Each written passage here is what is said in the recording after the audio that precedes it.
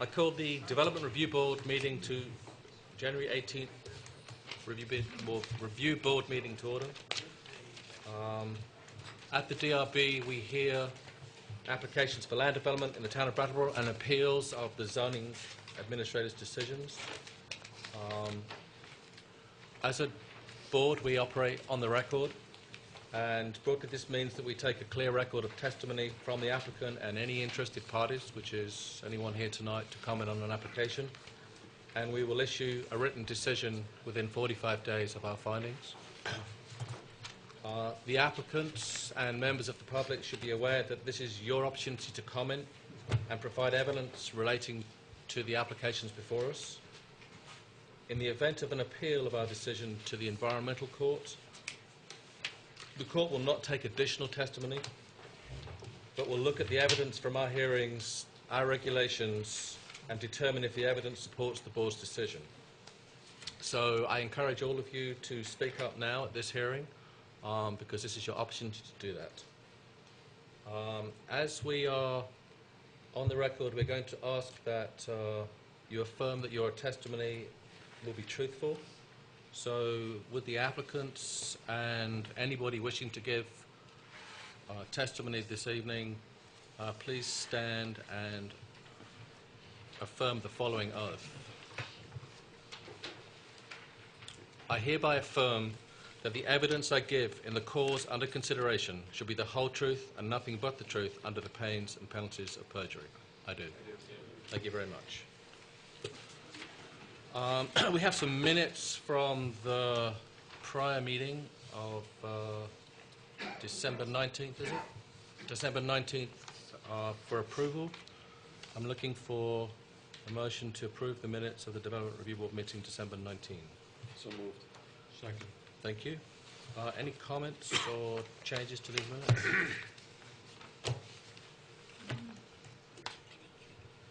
You didn't get a copy. Would you like a copy now?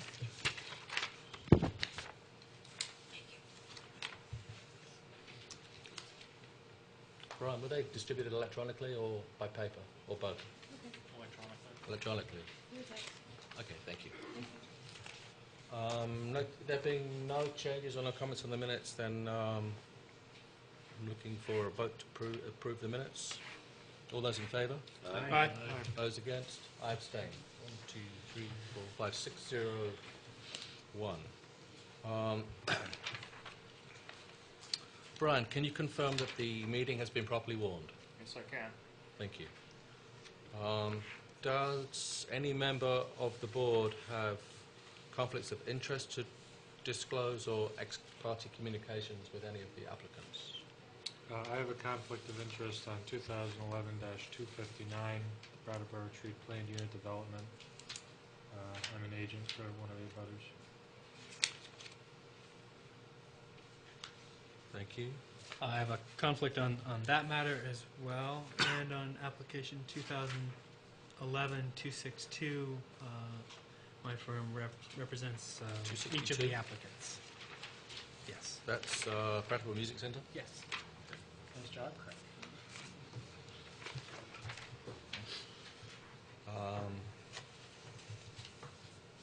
We will therefore be appointing Michael Guin, an alternate who's currently sitting in with the public because he is the applicant for the first application, to hear applications 2011-259 and application 2011-262, was it? Yep. 262, thank you.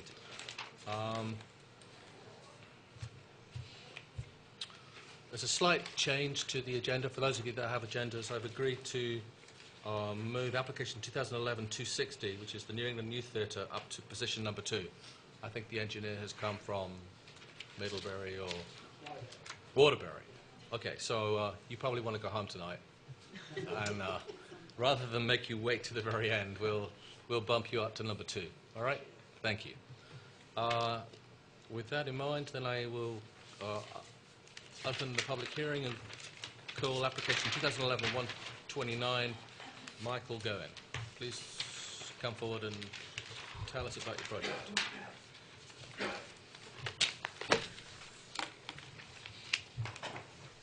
Here tonight to, as a continuance from the last meeting, for site plan approval for a neighborhood store at 500 Guilford Street. And I believe that Brian had researched building permits and property lines and so forth, and I believe you guys have copies of that.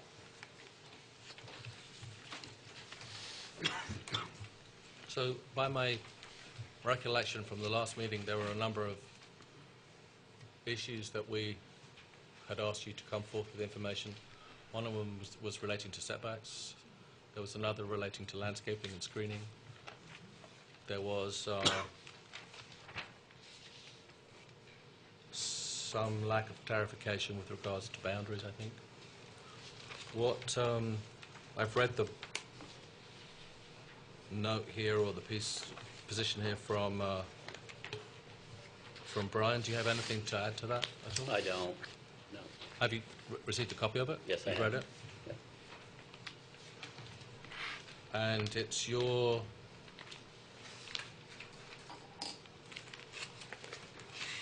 belief that the structure or the garage building, what should we call it, that was erected in late 80s, was it, or late 90s? Late 90s. Late 90s was conforming at the time. Yes. Okay.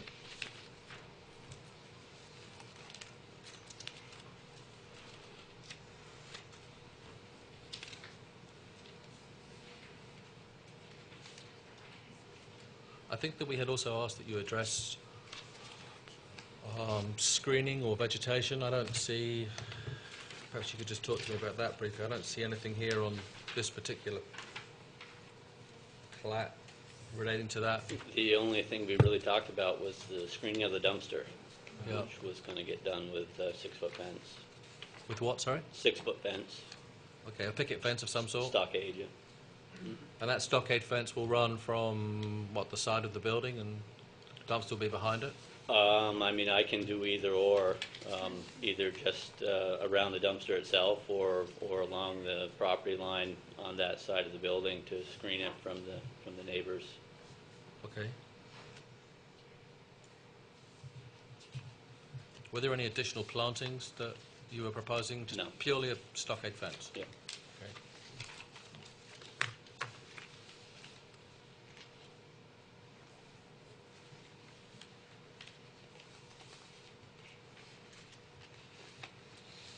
Does any member of the board have questions for that? I have a question for Brian. If we use the old property lines, everything is now conforming? Yes.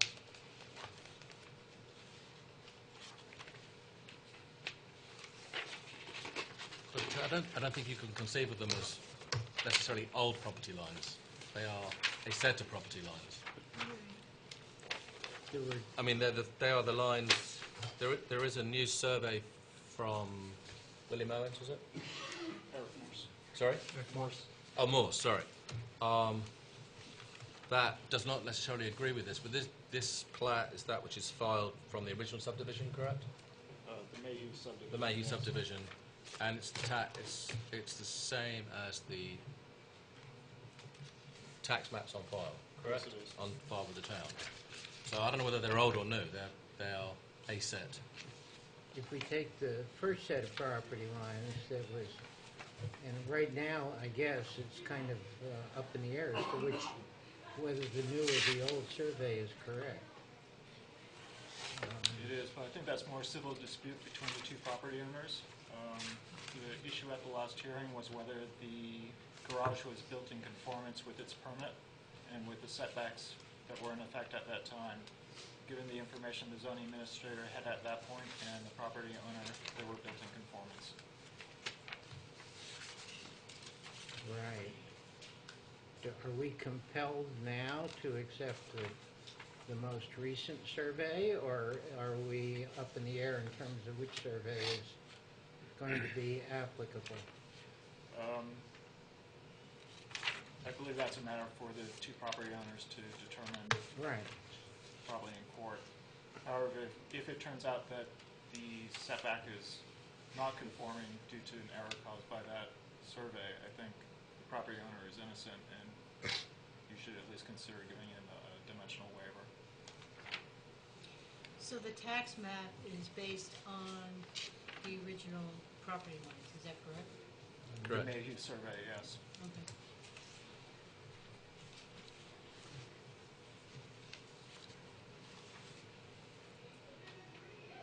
Any other questions from the board? Great. I'm looking for... Public? Yeah, no, I'm going to. Would any members of the public like to, thank you, like to comment on this application? Please step forward, Bob. Bob Stevens. At the last meeting, we offered some comments with respect to the owings, and I guess I'm not familiar with the new evidence and how this indicates that the building is now conforming. The drawing that you're looking at, I think that was prepared by Envirologic probably back in the late 80s, because I drew it. And I know the garage building wasn't on that drawing. So has there been some determination, I think the existing or the foundation of the house that's there was there at the time. I'm just curious as to how we determined that this new building relates to those boundary lines. Has there been a survey where somebody's located those pins and located the building with respect to that?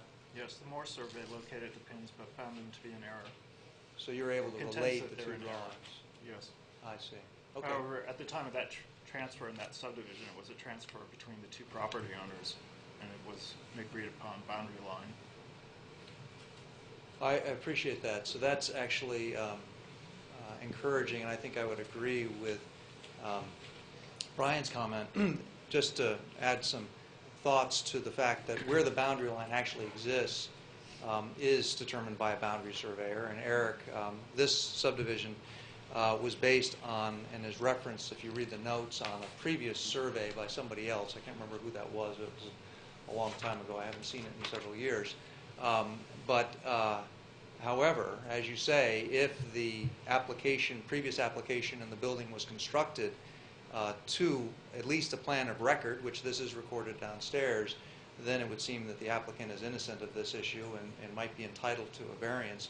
But I suggest he apply and gets a variance because, in fact, where that, it's an unfortunate situation if there's been a subsequent survey that determines the boundary line is in a different location.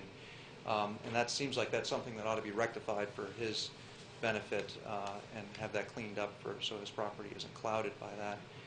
I would like to sort of comment on this whole situation here with respect to probably a systematic issue in this town and the way we go through approving these projects. And again, this is not to fault anybody, the applicant, the board, or even the town staff. But over the years, I can remember pools that were built on somebody else's property. I can remember septic systems built over the boundary lines, and I can remember actually, I think there was an addition built on Belmont at one time where the applicant built it within the setback, came back to this board, another board, and asked for a variance and was denied that variance. All of which, because they hadn't gone through the effort to investigate plans of record like this, and submitted a drawing that was effectively a sketch. And the board said, yep, you meet a 10-foot setback, when in fact there was really no accuracy to the drawing or the proposed work to say that you were, if the setback is 10 feet and you approve something with a 10-foot setback, that has to be, you've got to know where that line is very precisely, and you have to build that building very precisely. Otherwise, you've got a building that then can't be sold or is in violation. So I only bring this up to say that when you accept applications to perhaps look at the source of the boundary data, this is a plan that existed before the application. At least that plan could have been referenced and brought in, and then you would have had something to refer to. And Eric Morse's plan subsequently was in existence as well. And neither one of them, people, I think, we try to help people out that aren't hiring professionals, but it's not really helping them if they make an investment that otherwise, becomes a problem later. So I'll get off my soapbox. Thanks. Thank you. Any other members of the public like to comment on this application?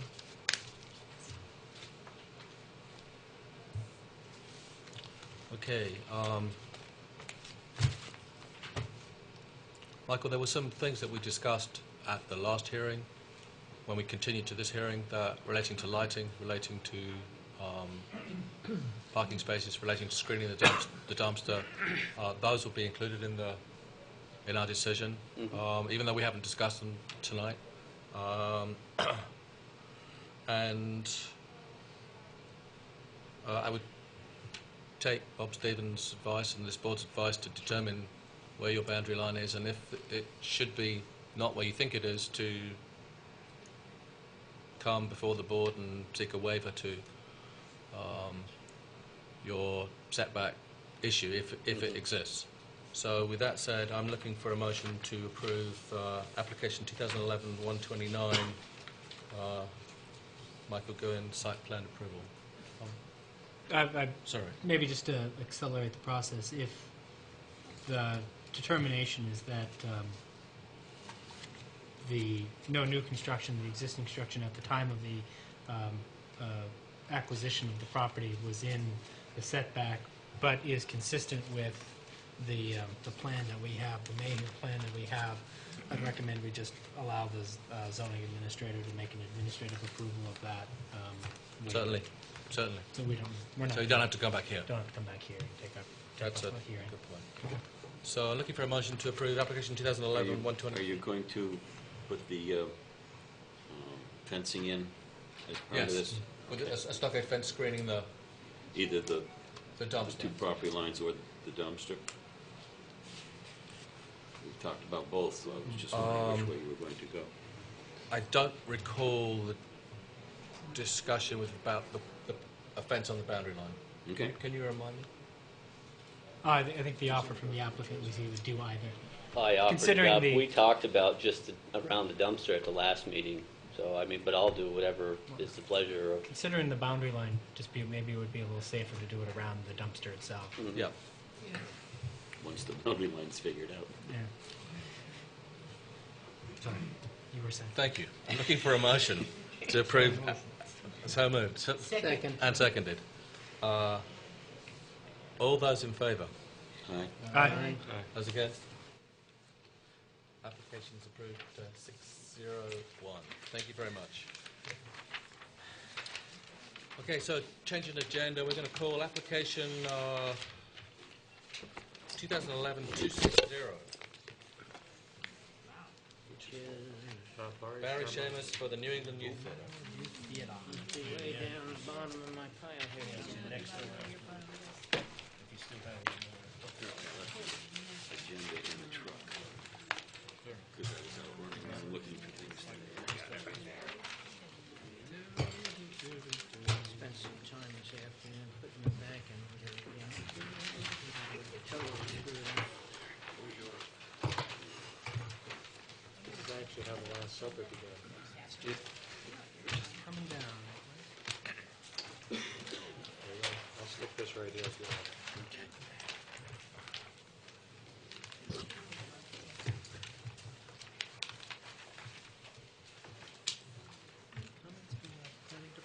On the New England Yeah, Youth Theatre? Laura, Yes. I have them for you, should you wish. Yeah, they are mine.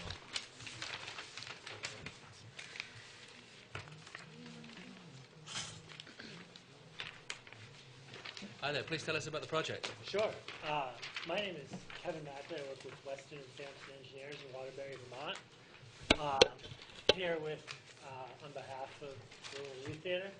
And as the description in the agenda suggests, we're proposing the demolition of the 64 Elm Street former Tri-State Auto building and construction of a new concrete slab as an environmental barrier and also as a future foundation for the proposed New England Center for the Surface Arts building.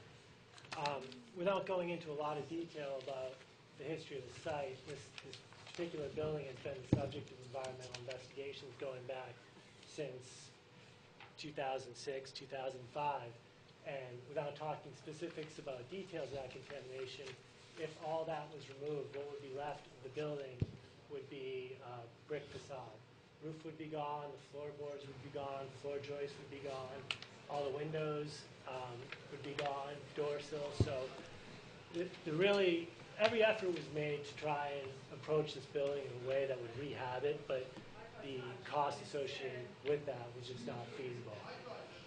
Because of all these assessments were done with EPA brownfield grant money, it was also done under Section 106 review, so a state historic preservation consultant was involved with the project, reviewed our plan to demolish the building, determined that it was an adverse effect to a historic structure, but that it was an adverse effect that could not be avoided.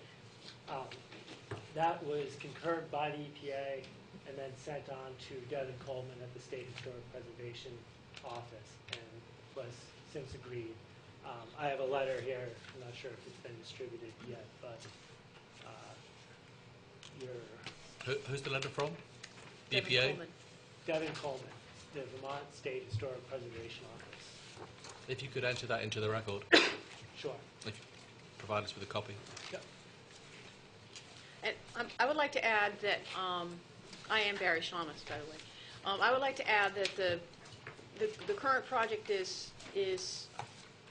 on this track to be demolished this spring, in part because of the damage it incurred from the flooding that happened on Flat Street. And the damage to the building has made it so that it's a greater fire hazard than it had been before, and the fire department is very eager to see us take this building down. And we are very eager to see it taken down as well. Are you capping the entire property site, or just the section that was the structure, the building? Because we did it. I think we did a subdivision some time ago where we added some.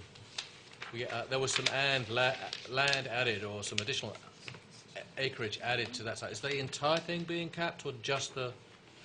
Yes. So it's a concrete pad for that entire building lot. It's actually more than a concrete pad, because Okay. it's a structural pad that will allow for the building of the New England Center for Circus Arts. And so the actual proposed New England Center for the Circus Arts buildings does not fit that exact lot exactly. So on the north end, it goes past the property boundary, and then in other areas, that environmental cap won't go right up to the edge of the property boundary, but another form of environmental cap would be put in those areas. So yeah, just explain that Sure. for us. Yeah, that works.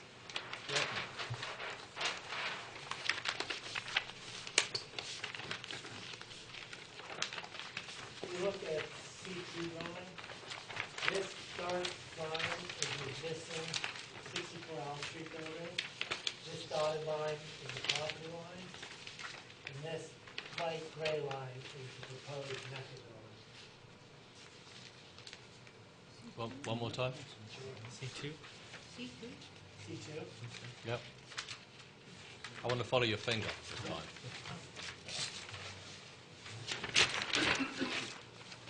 Everybody ready? Yeah. Dark bold line is the existing 64 Elm building. Yep. See that? Yep. Property line is a dashed line, and there'll be a little PL. Yep. That's the 64 Elm property line. And then there's a light gray line, and you can see there's a note over by that little entrance that says approximate building footprint. That's the approximate location of the future connector building. So I guess the question would be, will the New England Youth Theatre be coming back for a change in the underlying property line to match the structure? When When you're ready. we're ready to sell the property, or before, just, the property can't be sold to them until we have received a SMAC letter from the state of Vermont that says it's clean. Yep. So to be able to clean it, we have to take the building down, and then we would like to be able to have all the contamination contained, which would be done with the cap. And in addition to, as Kevin talked about, the testing recently has shown that it had migrated off the site, and so we want to clean up areas that are on 100 Flat Street as well. Okay. So But the It's a areas on mess 100 that we Flat would like to Street, take care of. the areas on 100 Flat Street will be capped with concrete too, or just? Well, it's all adjacent, yes. So That's here. Okay. the area capped with concrete, that's actually a EPA regulation. So you are allowed to leave certain levels of PCBs in the soil, in the ground, if they're capped underneath a minimum of 6 inches of concrete or 12 inches Yep. of fill. That's the purpose of this, that's the purpose of the cap here. And so, if we could have an elevation of a cap, how much does it rise above the existing grade? And Half a foot.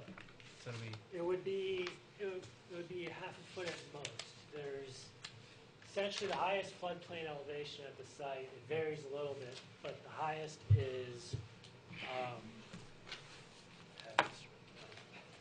just make sure I have it right. The highest base flood at the site is 260. Our cap would be at 258. And then the base floor elevation of the proposed NECA building would be at 261.5, foot and a half above base flood elevation. okay. And the way that would happen, and we've been working with Chip Greenwood, the architect, throughout this process, is So just while you're finding, so the top of the cap is at 258. 258. The base flood through that site is at 260, but when you come back with construction drawings, you're going to be at 261 and a half. And I'll show you exactly. Okay. You flip to drawing S2, Yep. and if you look at the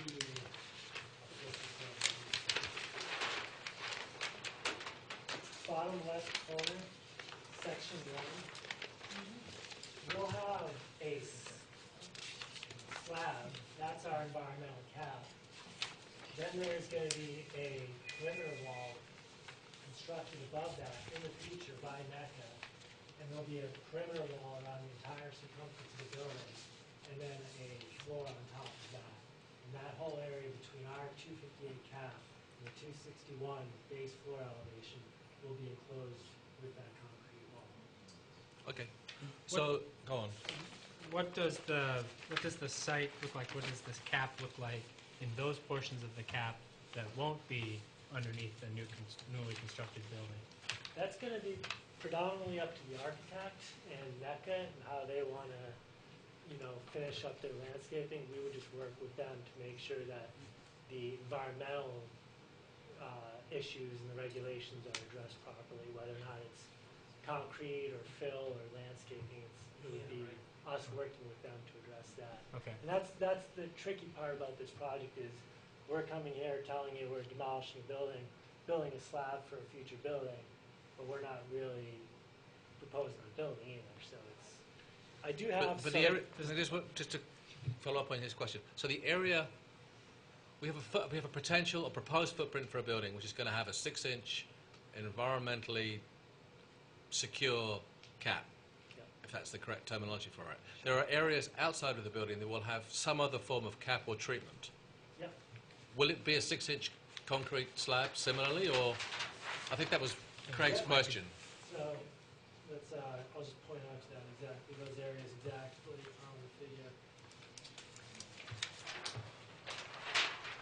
So back to that S2 drawing. S2 or C2? Oh, I'm sorry, C2. Okay. This NECA building is actually being shifted slightly away from the street in order to put in Yep.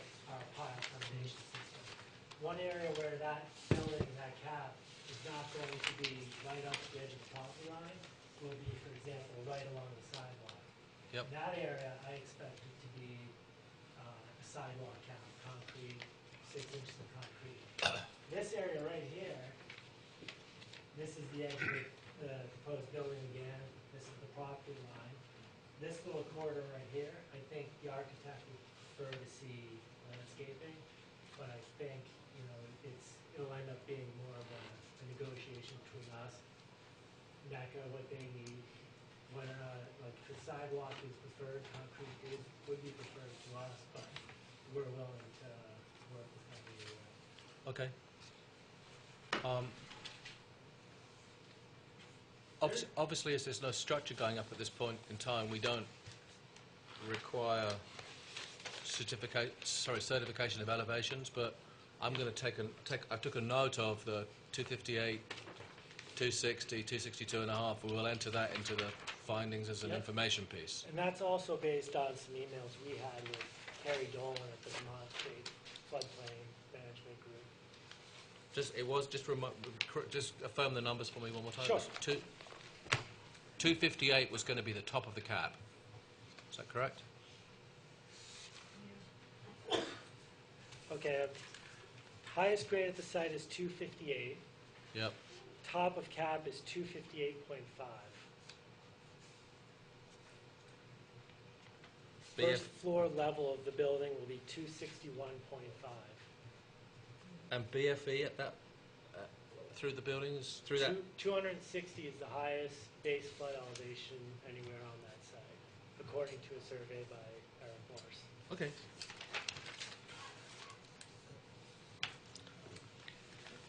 May I make an observation? As I followed the reports through the fall on the progress of the storm cleanup throughout the state, I read one report, and I believe, but I won't swear to this, that it was in one of the regular weekly reports that came out of the Vermont League of Cities and Towns. And I don't know exactly how they phrased it, but it was something to the effect that they were trying to, and when they say they, I'm not quite sure who they were referring to, but to instill this thinking, what they called Irene +2, which was to encourage all new construction to go 2 feet higher than the recorded levels of Irene, the known levels. And I think that assumption was that Irene was probably not the worst storm that we'll ever see. And I have some concerns that you're right there, and although the flood hazard zone may put it at 260, but it is right alongside the creek. And it just seemed kind of cautionary at this point to go a little higher than I can address 260 and 6 inches. No, he's 261 and a half. 261 and a half. They're foot and a half. We actually did the extra foot to get preferential insurance benefits, but that's actually actually not our project either. Right. So we're at 258. That's where we're going. We're, at some point, Chip Greenberg, NECA are going to have to come back here and say we're building our building base flood elevation, base floor at 261 and a half. Everything above that 258 slab is going to be NECA's. It's not part of our project. Okay. The ordinances in the town of Brattleboro are 1 foot above BFE. Yeah. So you've got to be 1 foot above the 260 if that's what's established as the Right. level. And you're at 260. They are proposing 261 and a half. So 1.5. there's 6 inches above minimum. Yep. Um, Now is a recommendation by the state of Vermont to get preferential insurance. okay. Any other members of the board have questions for the applicant? Any members of the public wish to comment on this application? Okay. Looking for a motion to approve application 2011-260 for the New England Youth Theatre. So moved. Seconded. All those in favour? Aye. Those against? 0. I abstain. 601. Thank you very much. Thank you. Appreciate it. Okay, back on to the normal agenda. Call application 2011-225, Whetstone Station Restaurant.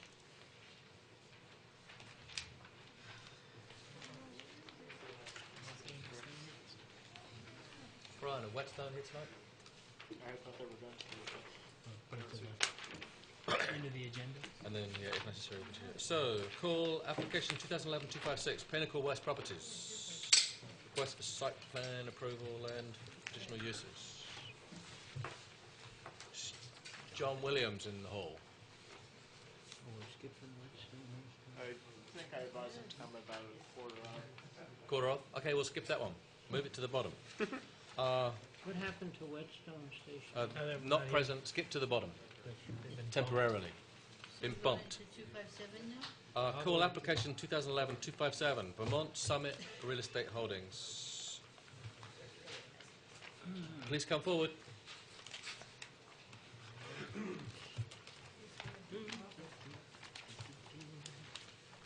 Hi there. Hello? Do we have an easel? Yeah, do you need an easel? Yeah, I actually don't have one. I was going to stand these up. Here, I got one here.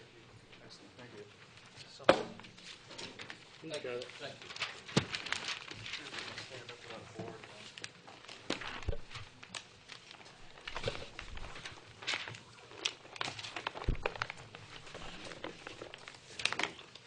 Now I'm way out of whack.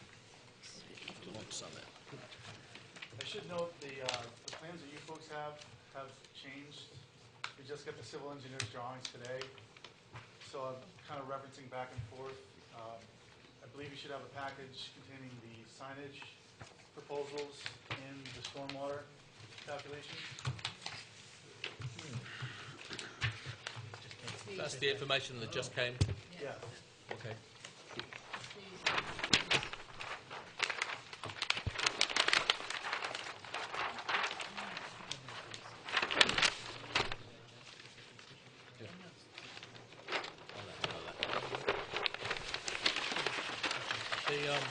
Just as you're obviously here, we'll listen to what you have to present, but with the new information, particularly stormwater, signage, we are likely to continue our application to give us time to digest this new information. Okay, but please go ahead. Yeah, I mean, The more we get to understand the project, the easier it will be if we continue it and we do it, complete it at the next hearing next month. Anyway, thank you. Proceed. So essentially what we're proposing is to demolish an existing 1.5-story wood frame structure at 1270 Putney Road. It's currently a automobile showroom with a service building on the rear of it. That's a pre-engineered building. The front half of the structure is going to come down, and we're going to build a 2-story showroom with an office building above it for a Chrysler dealership. And we're also proposing to build a new service check-in structure on the side of the existing, as shown on your site plan. So if we all reference Plan A100, there's only a slight amount of change. That's the new A100? Well, yours and this are pretty similar. There's just a few notes that are slightly different. Okay. And essentially what we're really trying to get from the board is a feedback on signage. Primarily, I believe, as far as setbacks, we're well within the boundaries of the property. As it is now, it's pretty much all blacktop. So we're not really increasing any of the impervious area. So as far as the building itself, we're proposing along Route 5 a pylon sign, which you'll see in your sign package should be the first page. It's a 20-foot sign.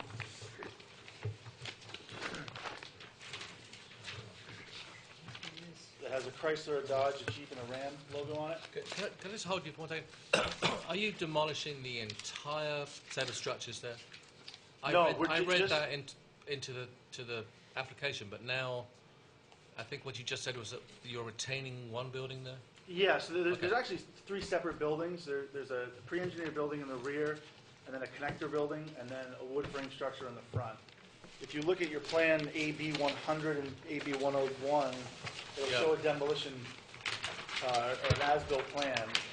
You can see compare the footprints. So the front half of the structure is coming down, what's presently closest to Route 5. Yep. That's the only thing that's going to be completely removed. And that's where we're gonna be building our 3,500 square foot footprint with an office building above it.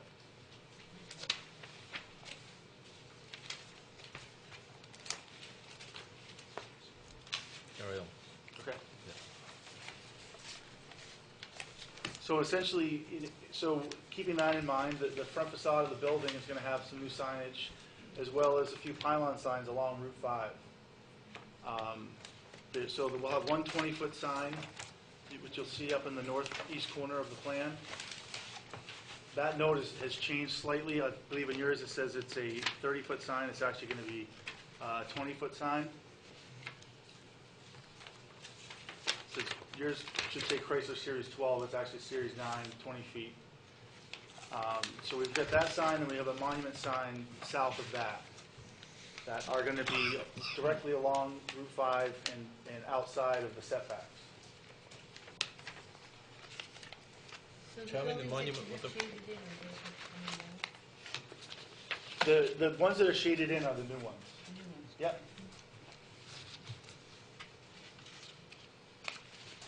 And the monument sign is, Towards the rear of the package, it's called the D5N, yep. 3 feet in height.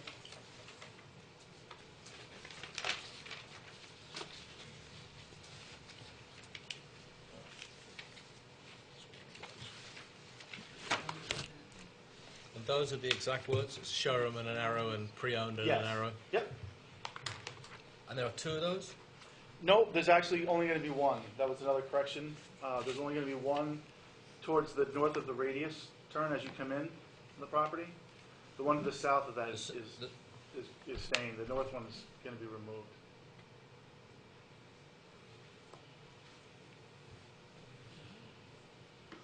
Okay. What is the And total square footage of the 20-foot high sign? that's 53.5 square feet.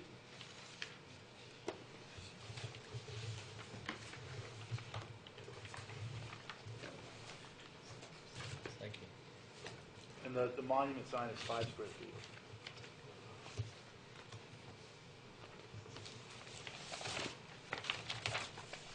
While we're on signs, what's going on the building? That, I mean, these are ground signs, so Yep. Yep, the front of the building, if you continue through your package, you're going to see a series of wall badges. They're all labeled 9 series. And then if you go through your plan,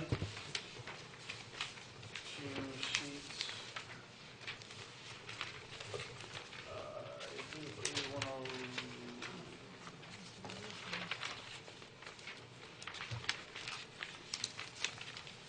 A103.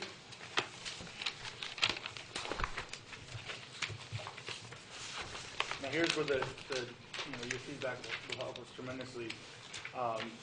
We're proposing the front of the building to have all of these 9 series badges, 4 of them, plus the name of the dealership itself, which is also in your package. And those letter heights are 18 inches. We're proposing the size of the building will get a 7 series sign, which is slightly smaller than the 8 series.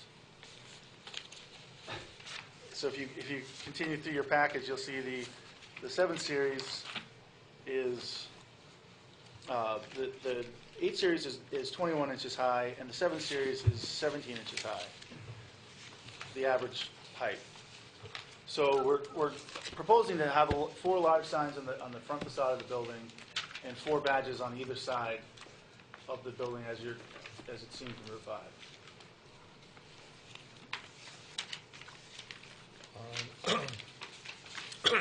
the town of Brattleboro sign ordinances probably don't know where I should start, but there are 2 guys. Thorough, yeah. There are 2 guys either side of me. They're both researching it as I talk. But needless to say, there are limits to the number of signs. There are limits to the height of signs. There are limits to the square footage. Yep. Okay? And whether it's, as you've just cited, a Series 7, Series 8, or Series 9, which determines heights of letters, we're going to look at overall square footage. Square footage. So when I asked you what the size of the 20-foot sign was, you said it's 53 square feet. Yep. That is probably going to conform with the 64 square feet that you're allowed. And I'm doing that from memory, but we'll have it confirmed in a second. On the wall, there is a limit of 3 signs, Brian? With a total of 96 square feet. 84 square feet. 84 square feet. Sorry, one sign of 90-something square feet, or 90 square feet, but if you split it, then it goes to 84 square feet, 3 signs. That is how you conform to the sign ordinances. Beyond that, if you've got 1, 2, 3, 4, 5, 6 plus on there, then we're going to look at it. Okay. Now, if I read it correctly, that's per side of the building? No, I think it's So total. the way I interpreted it was if there was an entrance to the building, then use the 84 square feet, and I mean, obviously, you know, we have more than 3. What's the, what district are we in? Sorry, Brian? Commercial.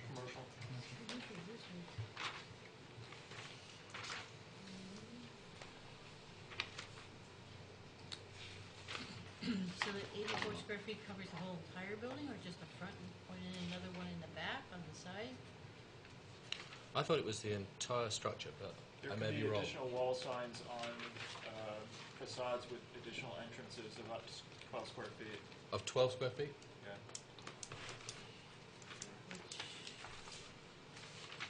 So, we're in 45, 56, I assume, commercial and a bunch of others.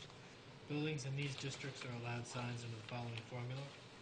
Total building frontage times sign factor of 2.5, giving you the total allowed square foot sign area for the entire building.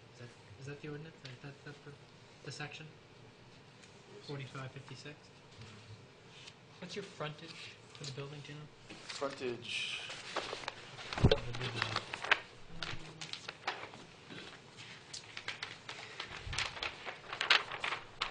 It's building frontage, not lot frontage. yeah,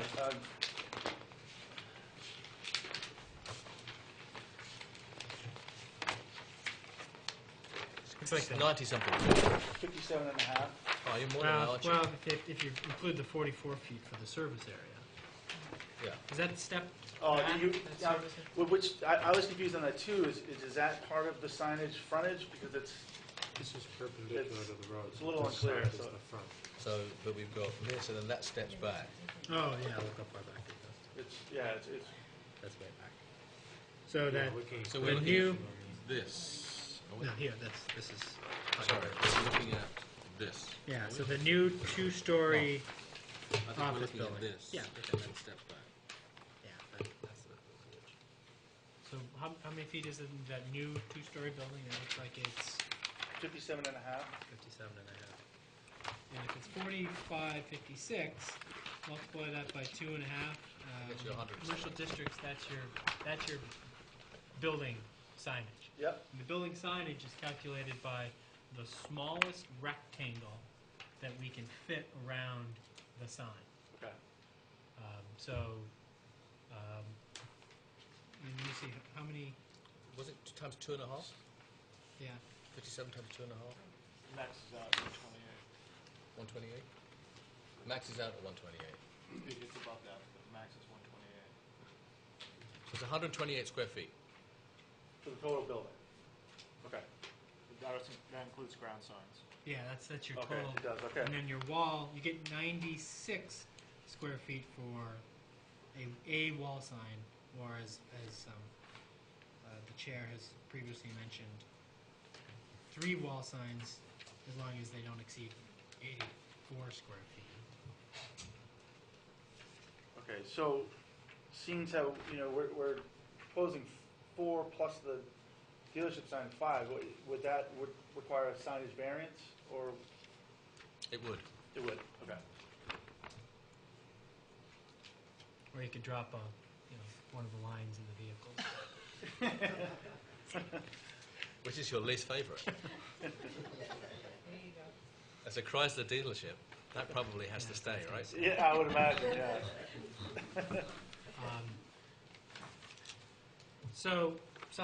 So keeping in mind that definition for the size of the sign is the Yep. smallest rectangle that can fit around the sign. How big are these signs? Well, they all vary. Yeah. The smallest one is 5.5, I believe it's the smallest one, is the Jeep, it's 5.5, or 5 foot 11.5 by 28 and 5/8 for the front. And then So the smallest sign is 100 feet. 5.5 by 20 feet? No, that can't be. 5 feet by 11. I'm sorry, did I say feet? I meant inches, I'm sorry. Oh, geez. You may have said. Yeah, I was you may have said feet. trying to convert it into square footage. So that would translate to roughly 14.5 square feet or so. For the Jeep, but then the Ram is close to 6, Dodge is 8 According to his figures, it's 34.87 square feet. for the For the four? for the the four four. badges. That doesn't count. No, you're not counting the No, dealership that's just one. for the wall sign. Just for the 9 series wall signs? Yeah. Yep. Oh, it looks like the 9 series are 24, 8, 14, and 10. So what is that? 32, 46, 50, 56 or so. Okay. And then how big is the summit sign? Do you know? 53.5. Does that come under the 84? The sum of the four comes under 84? The sum of those four is 34. No, but if you add in the dealership sign. Right, it's just 53.5, 713, 8. Then they have, I think we're going to ask you to come back with a 88.37. revised proposal with all your signage. Yeah, absolutely. Because you, clearly, you can figure out Series 9, Series 8, Series 7, whichever works best for you under the constraints of the ordinance. Right, but getting back to the question, so the size of the building, that comes out of the 128 altogether. That's our top number. Okay. We just weren't clear on. But the size of the building, the size of the building frontage gives yeah. you the total allowed square footage for your project. Yeah. So then that's also because there is a cap of, as we discussed, 84 square feet if you have more than one sign on the building as a wall sign. Right.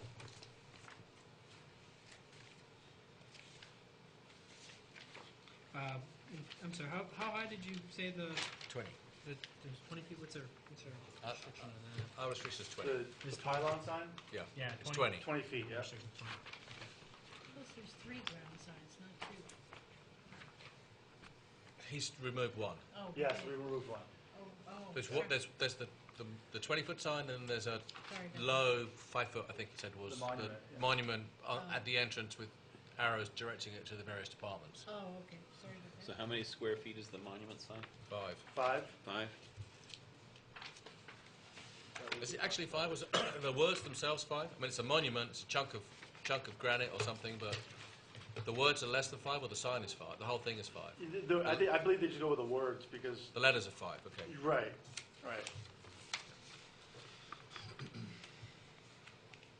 Okay. Let's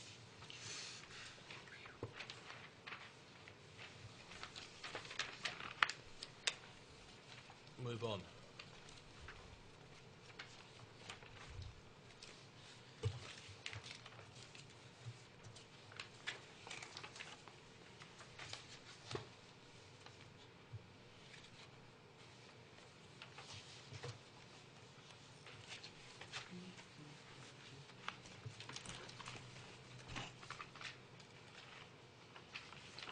Okay. Thank you for the clarification on that. It was unclear. So, as you'll see, we have a separate package for the stormwater.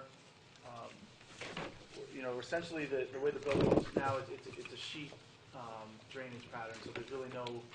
It's just drained to the west towards Sergeant Brook, and we're proposing to keep that minus there's going to be 2 gutters on the north and south end of the new structure with subsurface drainage running back towards the swales in each corner of the lot. That's essentially what that package is. Is that on the site plan? That's not on the site plan. That's on the new site. The new information that's provided, Yeah. that's it. No, but I don't think I have a site plan. I have a series of calculations and a block diagram, but I don't. Well, maybe I do. Should. But where these, Well, that's referencing the site plan, the separate, that's just a calculation sheet explaining what. So where do I find 3R and 4R on the? Well, they're actually, that's on this new plan here, is swale 1 and 2 are on the northwest corners, Okay. the north and southwest corners of the site plan. So can you just describe those swales for me a moment? Are they like a catchment basin, or it's? No, there's a swale here up in the northwest corner and the southwest corner, and the whole parking lot drains towards Sergeant Brook. So it's all sheet drainage. There's no subsurface. There's no treatment of it. No.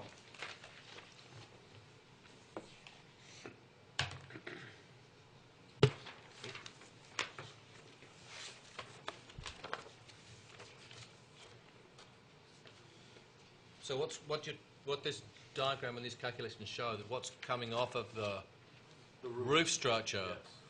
is going to go into subsurface drains, Yes. which will go out to the swales Yes.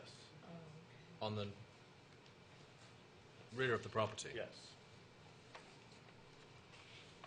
And that's that's not surface water from the parking area or the blacktop, it's just water, Just the roof areas. Yep. just the water coming off the roof areas. Yeah. Are there any proposals to deal with any of the other surface water? Well, Is that in here too, or? Well, essentially, that is. It's showing what's happening with the sheet water. We're essentially keeping the site, the impervious area of the site is staying the same. Yeah. So we're not proposing to alter that because we're not expanding what's already there. So, presently now, it's just a paved parking lot that drains to the rear of the site.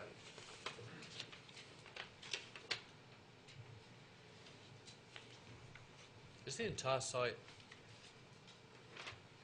impervious as we stand right now? It's a totally impervious site. Well, minus the boundaries here, there's some vegetation, but for the most part, the site is blacktop.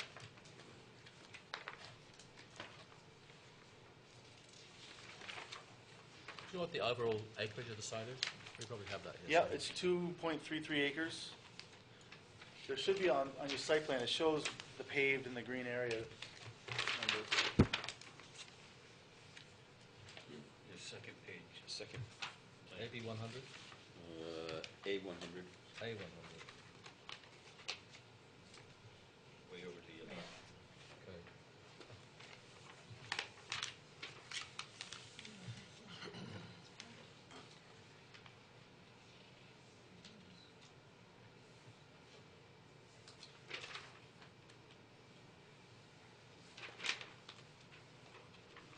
Just for the record, are we talking about Sergeant Brook or Crosby Brook? Sergeant Brook? Anybody else have an opinion? I see it here, it's scratched out. On I this think it one, is the- on A100, it's scratched out and it's written in Crosby Brook. I think it is Crosby, isn't it? Back there. This civil engineer has a sergeant, is it Crosby Brook? I thought it was close. I think Bob did the work, so. Doesn't Crosby come down on the other side of the 91A2 ramp, though? I've seen maps of it that show it's being forked. Oh. Well, we can fix it, we don't have to spend time on Spend time that. on that, We can fix that later. Talk about the front setbacks. I see in this application, or some notes in the application somewhere, that you're proposing that the building, you need a waiver to deal with the front yard setback. Or has that changed? There's a 50-foot setback for the lots on that site, or on that district. Is this 50 foot back? It shows 40.7 inches, or did that change? Well, the building's existing. But you're demolishing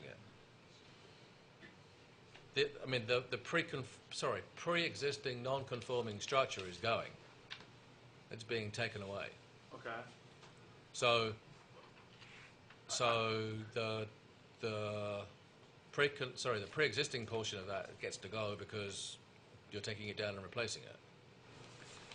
So we will either expect it to be 50 feet back, a 50 foot front yard setback, or we'll have to grant you a waiver for, valid reasons that you can't site it where you intend to site it.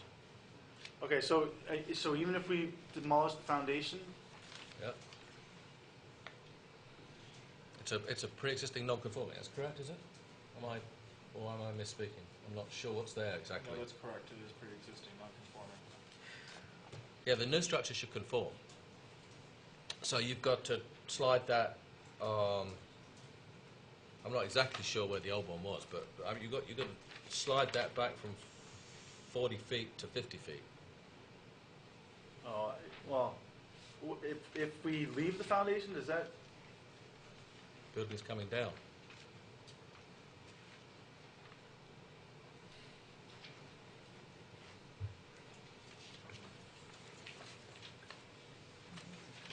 Does that work if he needs the foundation?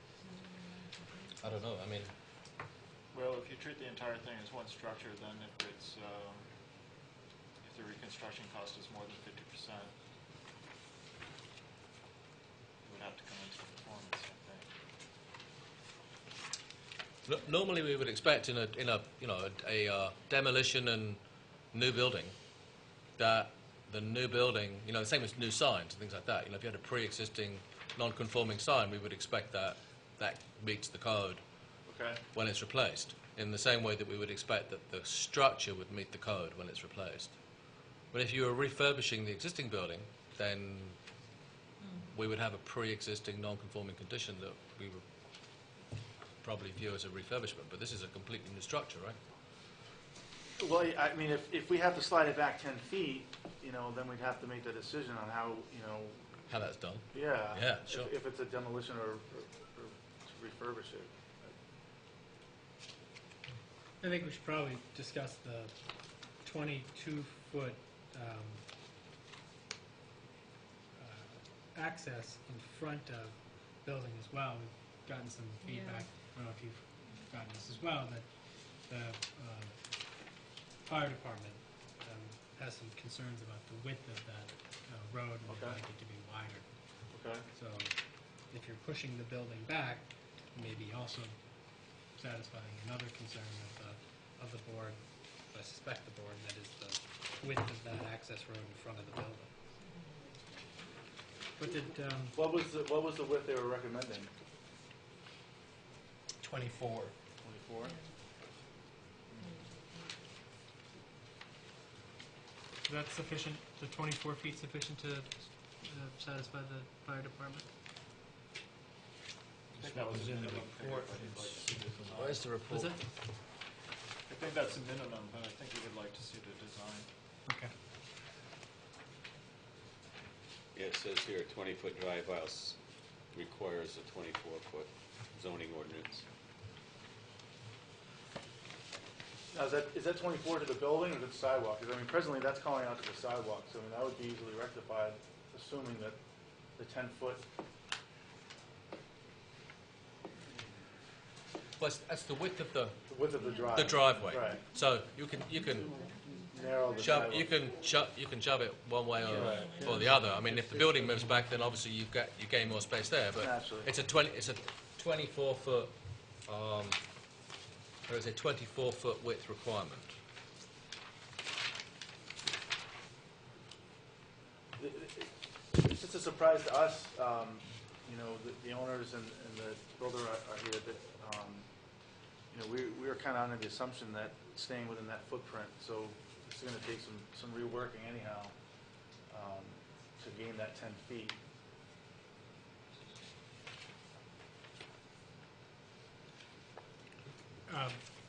We do have a waiver provision. Just to clarify the chair's earlier comment, that that is a dimensional requirement. We have the ability to waive dimensional requirements under the ordinance. There's a series of conditions that we have to satisfy, that the applicant has to satisfy before we make that determination. Okay. So it isn't that you necessarily need to be 50 feet back. You need to either be 50 feet back or satisfy the waiver criteria. Okay.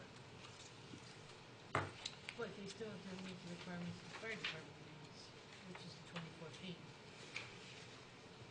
Yeah, I mean, Yeah. I don't think the 24 feet isn't, that's a requirement under our zoning ordinance. Yeah, The fire department had other comments, yeah. and although they nowhere in the ordinance does it say that the applicant shall meet the requirements of the Brattleboro Fire Department.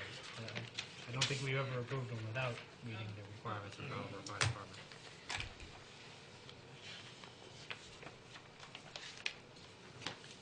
There's also a concern about bringing in the car carriers, whether the entranceway is large enough for that, whether you'll be able to have the car carrier totally off the street to unload it, which is a requirement. Right, well, I mean, you know, there is the side, you know, there's another entrance to the north. You know, in all reality, that front drive isn't going to be heavily trafficked, especially for car deliveries and things of that nature. That's going to be coming into the side of the building. So the front drive from Putney Road would be deemed to be a customer entrance rather than a More or less. transporter entrance? More or less, and you know, the way the site is laid out, it probably won't even be heavily used by customers. You know, more likely than not, they're going to enter from the north, come into the check-in, or enter on the opposite side. Yeah, I think one of the observations that the fire department had was that the curb cut doesn't line up with the lane onto the site. Some site. So, So we don't have to widen that. I guess, I mean, again, you'll have there'll be V-Trans restrictions in terms of how wide you can go, or the location of it. And typically we ask for, is it 100 feet? It's 100 feet between curb cuts. Right. That may or may not be achievable because of where the curb cut of the motel to the south is. Right. But again, it's something where, you know, you want a site that works and the traffic flows and it's being, you know, it's the safest possible configuration rather than something that doesn't work. Right. The curb cut shown on here is the existing curb cut? Yes. Yeah. And the access through the northern lot, I'm trying to think where that is, where that goes.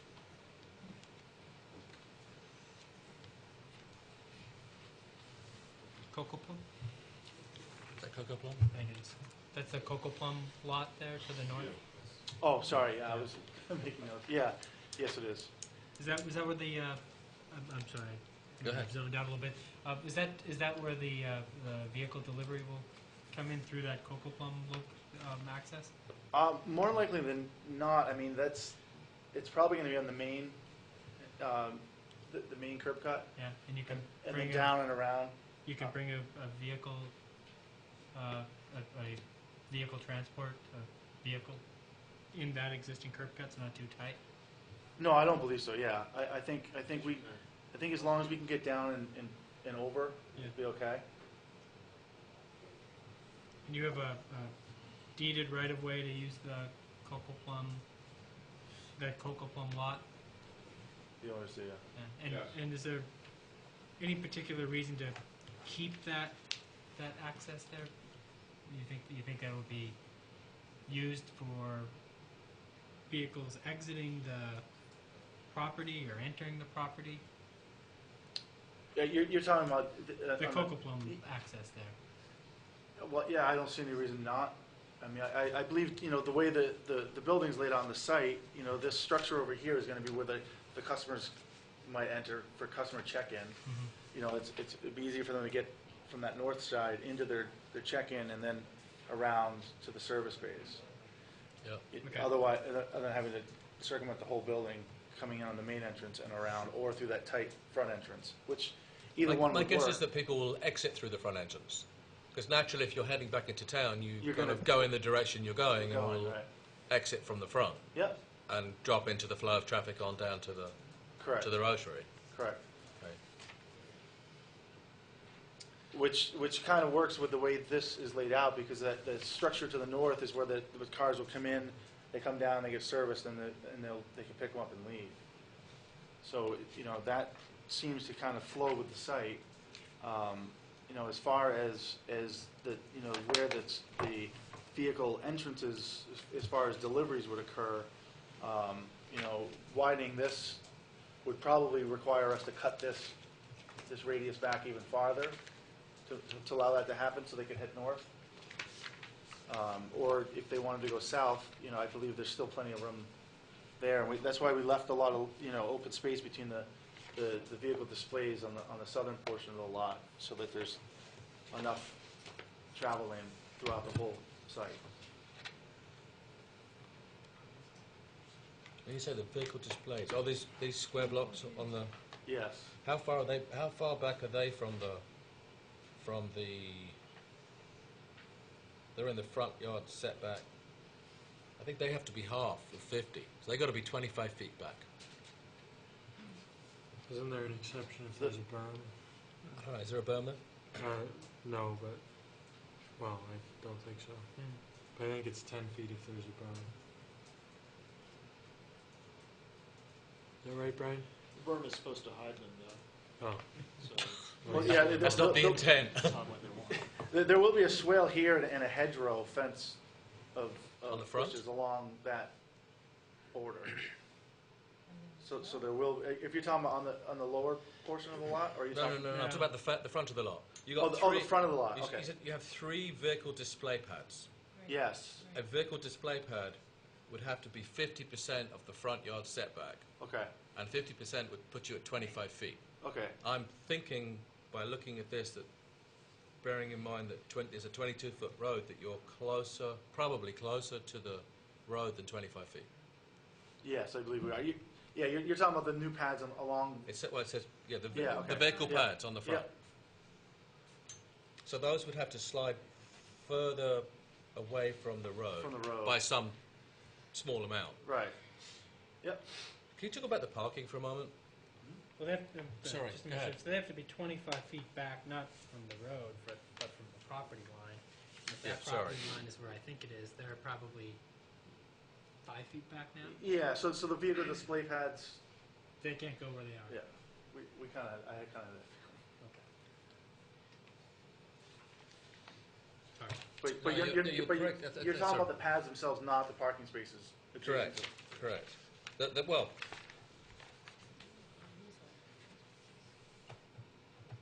Brian, are parking spaces permitted in the front yard setback?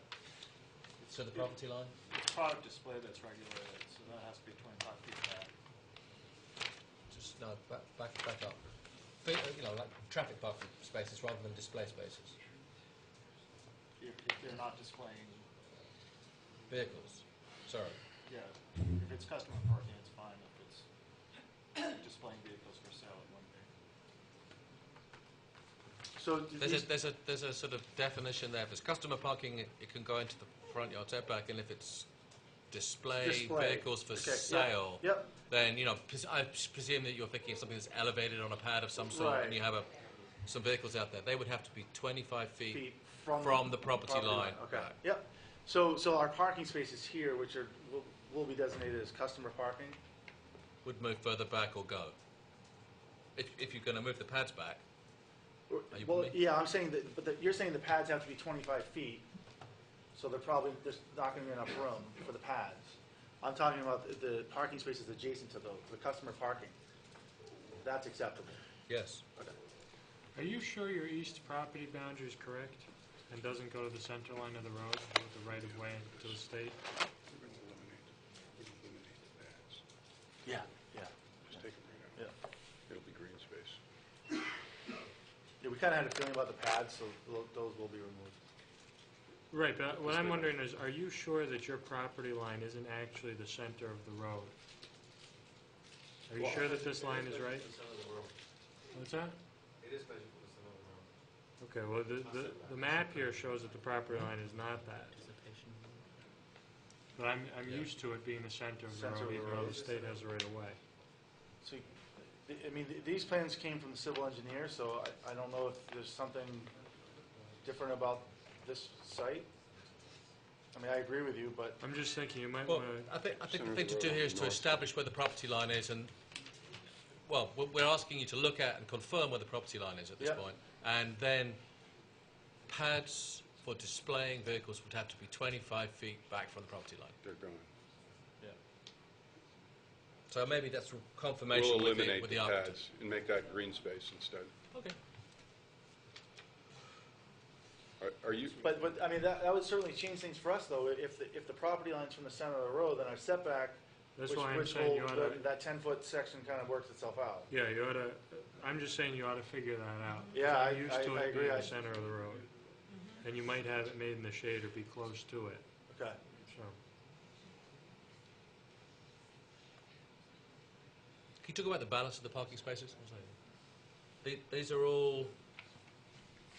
You've got customer parking spaces presumably at the front. The parking spaces around the rest of the building are for inventory or... Inventory, correct, yes.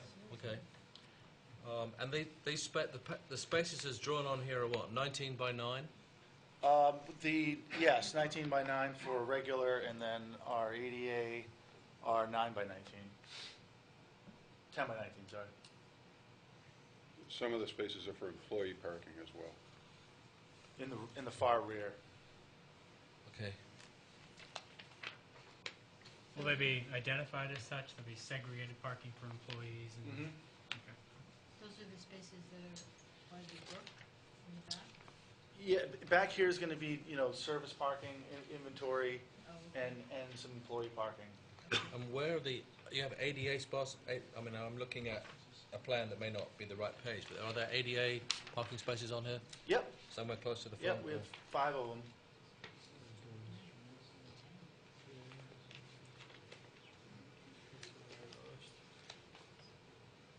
My question is, if you've got the ADA parking places right there on the side of the building, how does a truck make a delivery of cars? How does it get into the lot? On which side? How does a truck, you have the 5 parking spots on the south end of on the south side of the building for the ADA, The Correct. correct? 5? Well, Right here. Yeah, yeah, but those aren't all ADA. There's only... well, it's your 5 spots, that's why I was wondering. These are the 5. Okay, so there's It's- one there, but it's faded. if the handicap is there, and there's somebody in there, how do they get a truck in to unload? The, They're using the main entrance. There's an ADA van ramp next to the spot, and then there's the pedestrian ramp, and then there's the delivery ramp for the vehicles on the north side. So the delivery truck's got to come in through Coco Plum? Or, yeah, but the delivery truck doesn't necessarily back up to the building, the car can be driven Right. up the ramp. Right, but I mean, to get it off the highway, it's got to come onto your property somewhere. Yep. So it's coming on the north end by the Coco Plum entrance. not necessarily. I think the radius here pulling in and coming south toward the southernmost parking and using this corridor would allow for enough space for the transport to come right down through and come around. And then he gets out how? Right, you could loop right back around and come Around right out the whole building and out? and exit out the north side. So he'll be exiting out Coco Plum. Yeah.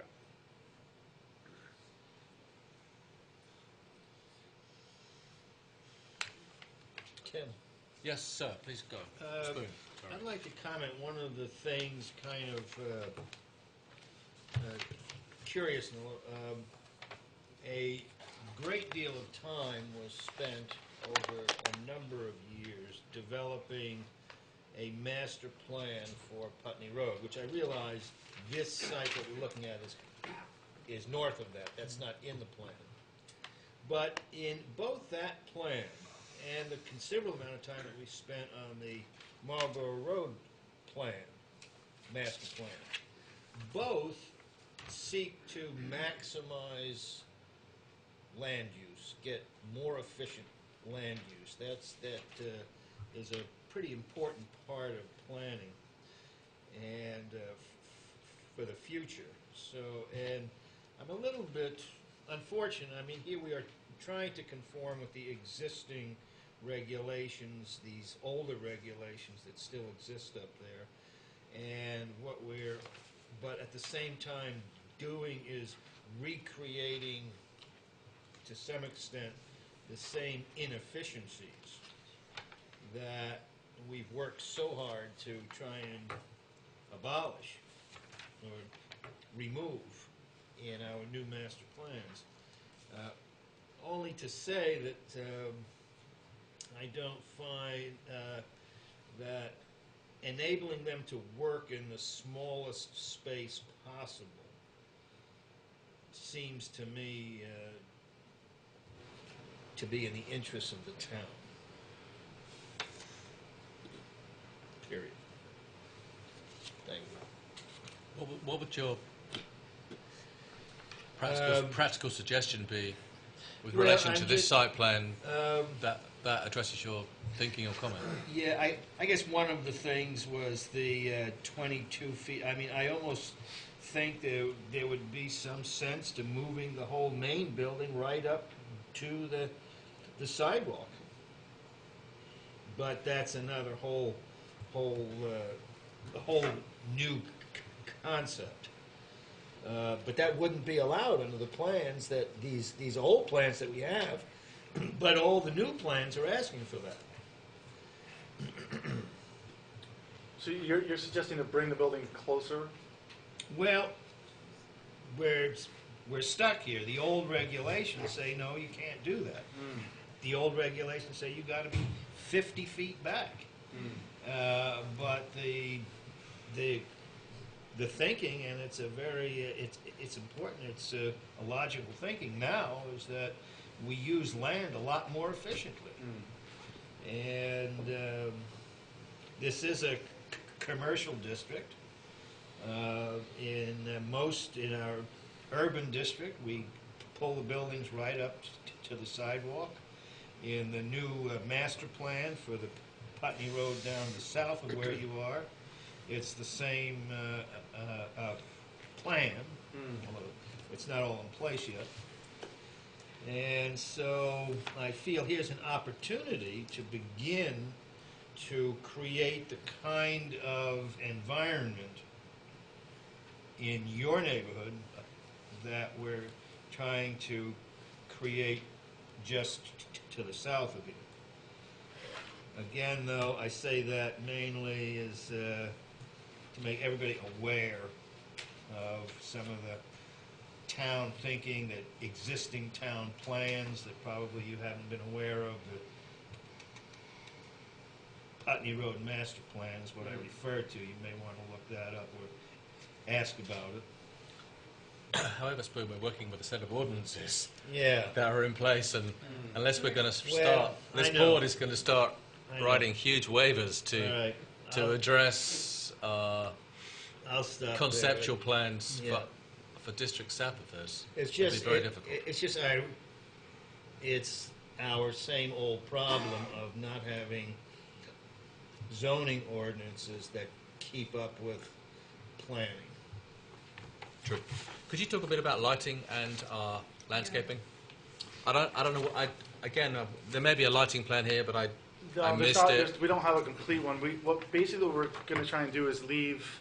There's a bank of existing light poles on the north, Yep. and there's some parallel to Putney Road. We are going to add 3 along the lower half of the building Yep. to accent some of the inventory. We're going to add a little green space island and some light poles there, and we're going to add 2 along the rear of Sergeant Brook. But essentially, we're going to try and incorporate the existing lighting as much as possible. Okay. The only thing I see wrong with the lighting that you have there now is that it doesn't conform to the town in the fact that you can see the bulbs on the back side Sideways. from the property side. You're on your side. Click the rotate button. In other words, the lights, instead of flowing down to prevent the light from going up, are tilted Right. at an angle Yeah, lights This have to way. be downcast Down- and not down- They have to be sharp. downcast. Yeah. Yeah. There's also a Well- we now have a energy efficient section to the lighting part of the ordinance, which you Yeah. should look at. Yeah, And then if you could produce a lighting plan which shows what's where absolutely. and the type of fixture that's there and its lumens or wattage and what you propose for sign lighting on Yeah. the front of the face of the building and Yeah. elsewhere. Yeah, the signage cut sheets have that. They do? Okay, Yeah. I do. The photometric report would be good too. Yeah. One other thing that I don't see on these plans is that we have been requiring all new constructions like this to put a sidewalk in. Correct. Is that required in this district? There's been a requirement of adjacent approvals, like Agway, like the 99 restaurant. A sidewalk around the building? Or No. No, sidewalk along the side of the road. Across, Oh. down the road. Well, if they get rid of the vehicles. Because I know we had to do display that them, out they would have in to West put Brattleboro, some sidewalks places. in, right? And we've been doing it, again, 99 had to have it done, and Do they install the sidewalk or do they fund? They installed it. They installed that? Yeah. We've required that applicants fund the sidewalk to be built by the municipality at some later date. I think that's been haven't we? removed. Have we? Yeah. Hasn't that been removed? I don't know.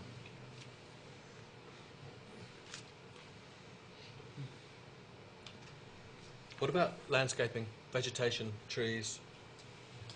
These are, Yeah, we're. there's a fair amount here. Yeah, we're hoping to kind of to green the site up as much as possible. We do want to put a hedgerow on either north and south boundaries. Is that existing now or no? No, Okay. no, just for privacy and for greenage. But there are some swale issues and some drainage issues that the civil engineer has brought to our attention, so we're going to have to work through that a little bit further. There will be some new shrubbery along the front of the building, and along the sides, as well as along the where we may have to end up putting a sidewalk. The space between the parking spaces and the road, we're going to add additional shrubbery there as well. What's the slope of the site?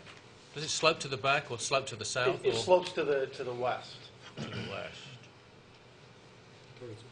Towards the brook. towards the Sergeant Brook or Colby or The brook. the brook. The brook, yeah. I think you should consider mitigating the surface water, or the sheet water, as you call it, in some form as it's heading to the brook. I mean, I haven't been up to the site and looked at it, but I don't know how much is coming off, and these calculations we haven't even looked at yet. But on the rear of the property there, where you have trees, I think, some form of filtration or rain garden or something that allows that water to sweep into it and hold for a period of time before it runs off into the brook. Was that there already? There is a slight one along the perimeter, on the west perimeter, in the rear of the building. There's a berm as you exit the parking lot heading towards the brook. Okay. So it's not as if the parking lot just terminates at an embankment. And drops into the brook? Right. Okay.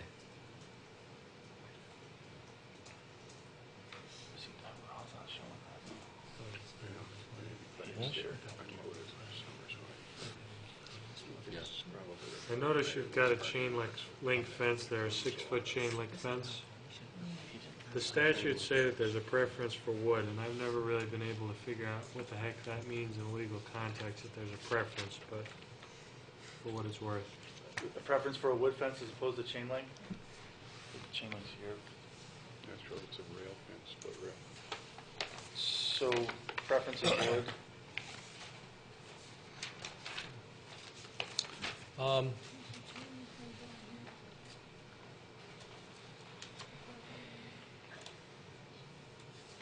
The town planning department produced a document which I'm going to give you a copy of. Okay. I think there's some, although all of it may not be relevant, having discussed some of it now, or some of the issues that we've raised. It would be good information for you to look through this and consider some of the comments here, and when you're looking at the adjusting that site plan. Does any other members of the board have comments on this applicant at this point? Does any members of the public have comments on this application? There is one section sorry. here that talks about snow storage. Oh. And the snow may well be contaminated and therefore probably shouldn't run directly into the brook. I believe that's on the last page of the letter from Sue Fillion dated January 17. Do you know what happens to snow now when it's cleared off that site? Well, there needs to be a snow clearance management plan of some sort. So you have, an area that isn't parking spaces, that isn't employee parking, isn't X, Y, or Z, where that snow is going to get pushed. Or you have to decide perhaps that, in the winter, the rear parking spaces are not occupied or not used for inventory, and that becomes your snow storage area. But some method of addressing it. I mean, you can't, I believe, just push it straight into the brook. No. Not that you're going to, No. but to all intents and purposes, it's contaminated in some sense or form, either with salt or oil or whatever, and you will need to manage it. One last thing, you mentioned the criteria for a waiver. If we do find that this our property boundary is in fact where it's shown, and that 10 feet is necessary. We could give you Brian will give you the waiver criteria. Yeah, that'd be great. There's five or 6 points. Okay. which the board would have to satisfy themselves that this application met for us to grant that waiver. But if it is indeed in the middle of the road, like James thinks, then they're okay. Then we should do it. Then they would, but they'll still adjust things on whatever basis. And, I'm going to suggest that we continue this. I'm sure the board will probably agree with me that we continue this application to the next meeting, and that you come back to us with some updated documentation. Also, give us a chance to look at in more detail the documents you supplied tonight. And now that you understand or have knowledge of the sign ordinance, you might be able to put together a specific sign package that says, this, this, and this, and come back to us next time. Do you have any other questions for us? Oh, Brian, sorry. Would you at least consider approving demolition if they want to proceed with that in the meantime? We could. If the applicant... Do you wish to proceed with demolition now? No. We're not prepared to do Thank you, though. Wait till it's warmer. Yeah. Looking for a motion to continue. I've lost the number. Sorry. What's the number? 257. Application 2011-257 to the February meeting, which is what date, Brian, do you know? February 22nd. So moved. Second? All those in favour? Aye. Those against? I abstain. 601. Thank you very much. Thank you. We'll take a motion for a short. Are you recusing yourself? Oh, which one are we on now? To retreat? Did Retreat. Here. it. You're jumping ship on this one, too. This is my first one. The First one ever? first case on that. Are we going to start with a little break? Do you want a break? So, Or we could do one more and then break? Yeah, I can do one more. What's next? Brattleboro Retreat. Although, but I've lost my... Are they serving classes? Yeah. Call application 2011-259, Brattleboro Retreat. Yes. Yeah, the order would be to Whetstone Station.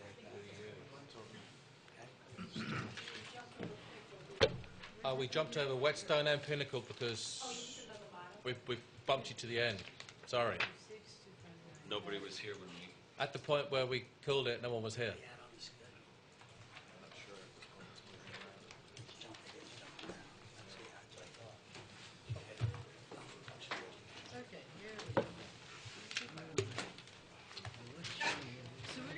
to this, right? Yeah. From today? Please tell us about your application, Bob.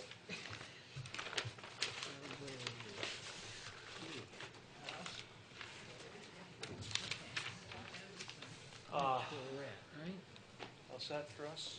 So Bob Stevens with Stevens and Associates. Jerry, do you want to introduce Jerry yourself? Cody, Vice President, Operations, Brattleboro Retreat. So we're here to request site plan approval for a construction of a patient park within the retreat campus. This is a planned unit development, and I think in your packet there was an overall plan. If not, you might be able to read. This is sort of the best we have, which shows most of the campus, just to give you a sense of where we're talking about. The access off of Linden Street is over here, and you sort of drive in the road through where the old gate was. You guys can see this map. Just can I hold 1 second? Yeah. Michael, you're appointed for this application. You realise that? Thank you. Is that? Okay. Yeah. So there's what we refer to as sort of the courtyard in the front. When you drive through, you come around Lawton Hall, which is the sort of nice building with a tower that faces the front lawn. You drive around behind that, and this is the parking that's in the rear of the campus. The area that we're talking about is in front of the cafeteria, right through here. Currently, there's a vehicular driveway and a turnaround that dead ends down in that area, and that's where we're proposing a park. So the proposed plan looks something like this. So the access coming back to this backyard is pretty much the same. We are changing the circulation and the parking in this rear parking lot, essentially just cleaning it up, where there's no change in the footprint of the pavement, but we wanted to look at how to circulate emergency vehicles. Right now, this has access down in here currently for vehicles, for emergency vehicles and cars. What we're doing with this plan is actually taking the vehicles out of the center of the campus, making this a pedestrian space, and then moving the circulation for vehicles in the parking out to the perimeter. And so this section of parking lot is being modified with this plan. One of the things that we're doing is trying to move in this case, the ladder truck out and get them turned around in a way where they can line up with this new pedestrian spine that allows them to get access back into that courtyard for emergency services. The project consists of, as I said, removing that turnaround, constructing a fence with brick pilasters that sort of encompasses an area adjacent to the cafeteria. So that will be an enclosed courtyard with landscaping, some sidewalks, a number of planting areas, some outside seating. Outside of that is a new pedestrian spine that essentially replaces where that roadway was, but it's now a pedestrian system with sidewalks. There's a set of stairs and an ADA ramp that kind of brings you up to an elevation change. We're going to be keeping most of the landscaping that we can in this area, although there's a lot of new landscaping that's also being proposed. We have and met with, in fact, the fire chief and the police department on site, talked to them about their issues and concerns. We widened the sidewalk, actually added some impervious pavers and took a tree out to be able to get the ladder truck actually all the way in on this road, turned around and parked somewhere in here. So with the ladder, they can access the front of that building. So there's a patient courtyard here, and there's also some additional proposed work for a staff courtyard off to the side, all of which sort of accesses the cafeteria. Lighting, no change in the lighting out in the parking lot. Excuse me, with the reconfiguration, we may be moving a few light poles to get them lined up. Within the pedestrian space, there's an existing light that sits out here. We are adding some lights and there's a couple of brick pilasters that mark the entrance, mark the gate locations to the courtyard, mark the stairs, and those are going to have lights. You'll have essentially this lighted walkway for staff to come through in the evening hours. It's sort of low-level lights. I think there's a fixture in there. It's a fairly historic-looking fixture that is similar to some of the other fixtures that are on the campus already. That should be a cutoff fixture, which we'd accept the condition for that. I was trying to read it before standing up here, and I didn't see what was written.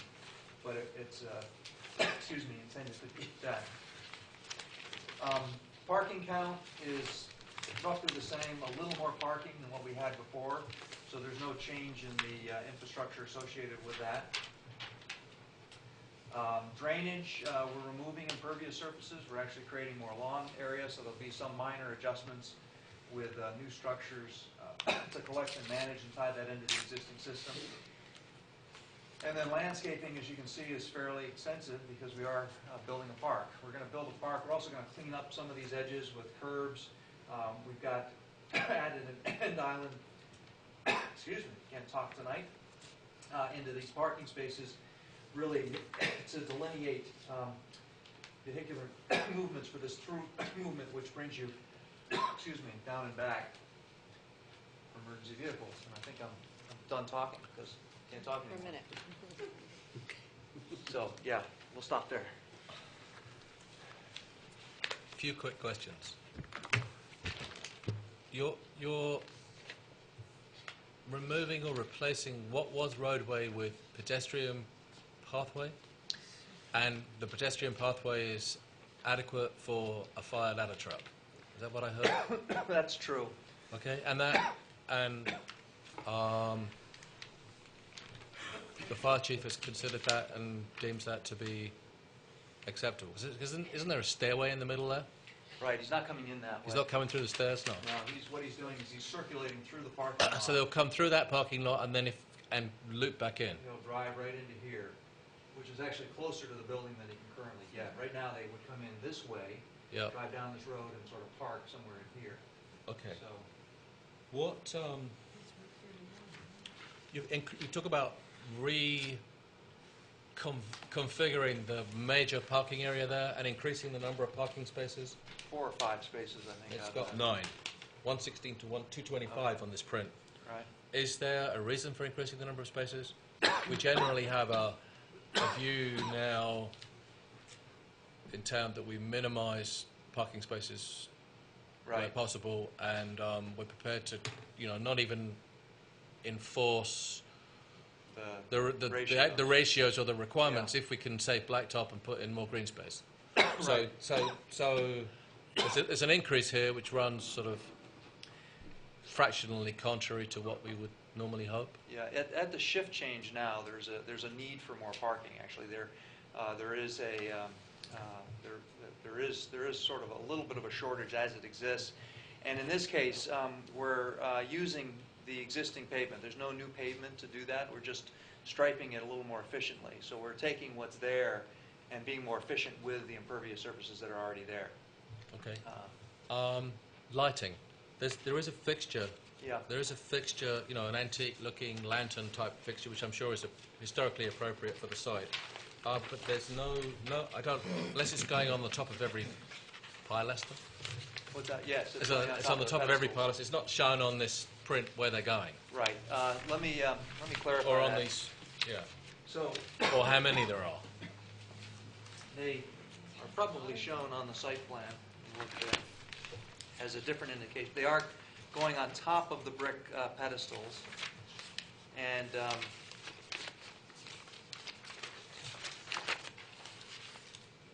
it's not so easy to see. The brick pedestals that have the lights are a little darker than the rest. But so essentially, there's 2 here at the entrance to this walkway. There's 2 on these pedestals on the side of the gate.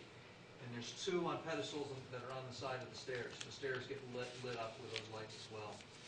And then up here we have an existing light that already exists. I think, I'll have to check my notes, we may have 2 on this gate as well. If you're looking at the dark grey, I didn't realise what that was indicating. Yeah, that's but there are not clear. 2 on that gate too.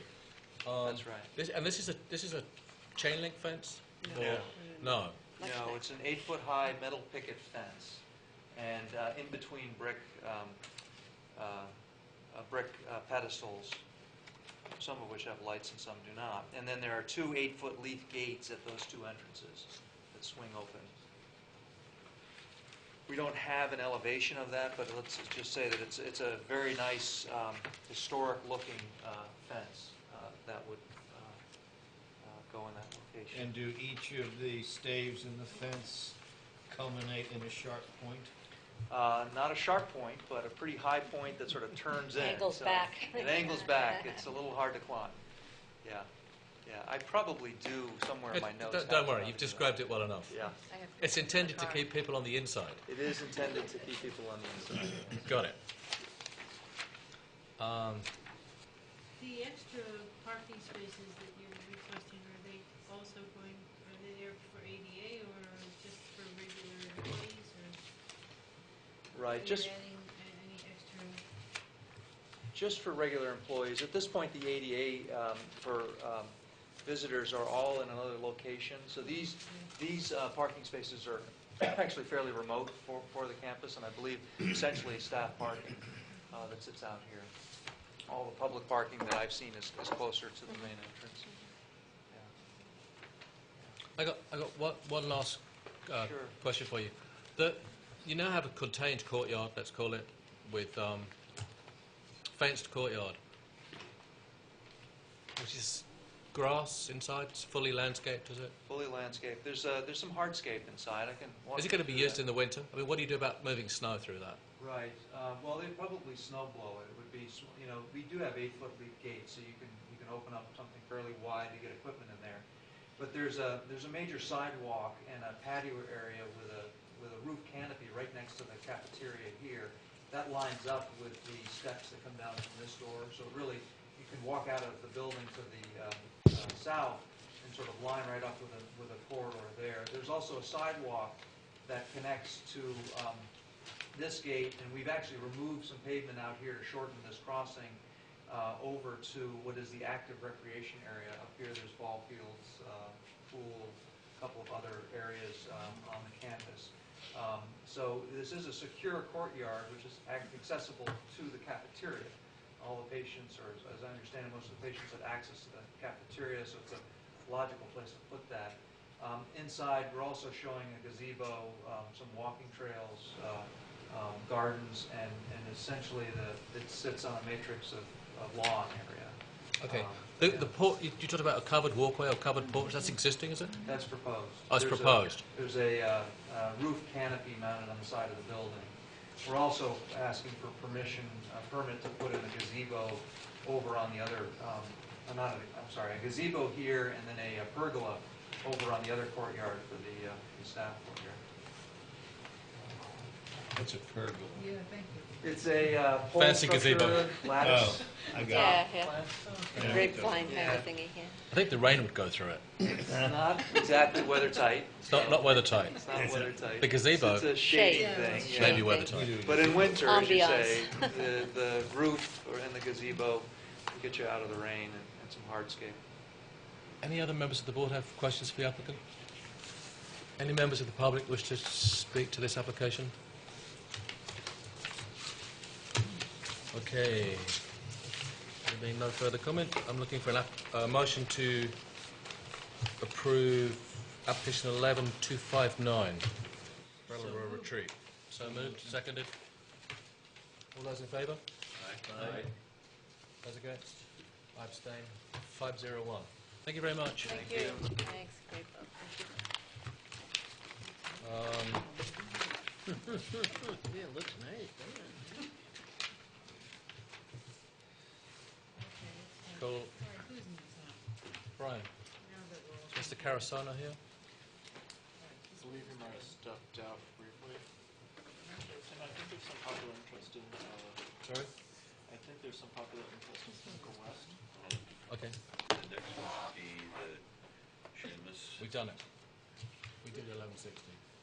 Right. We've done it. Okay, let's move. Is Richard Carasano here? I don't see him. He was here a minute. He was here. Okay, let's go back up to the top of the list. Whetstone Station. Whetstone Station? That's correct.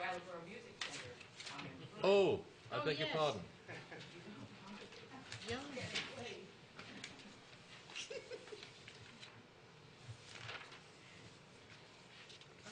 the music center thing? Music Center's not listed on here. On the It's back. in the back. Ah, Okay, in which case, there being now Mr. Carasano, we shall move temporarily now Mr. Carasano. it's a lack of Mr. Carasano. Thank you. Yeah, Full he application was 2011-262, in the Brattleboro Music Centre.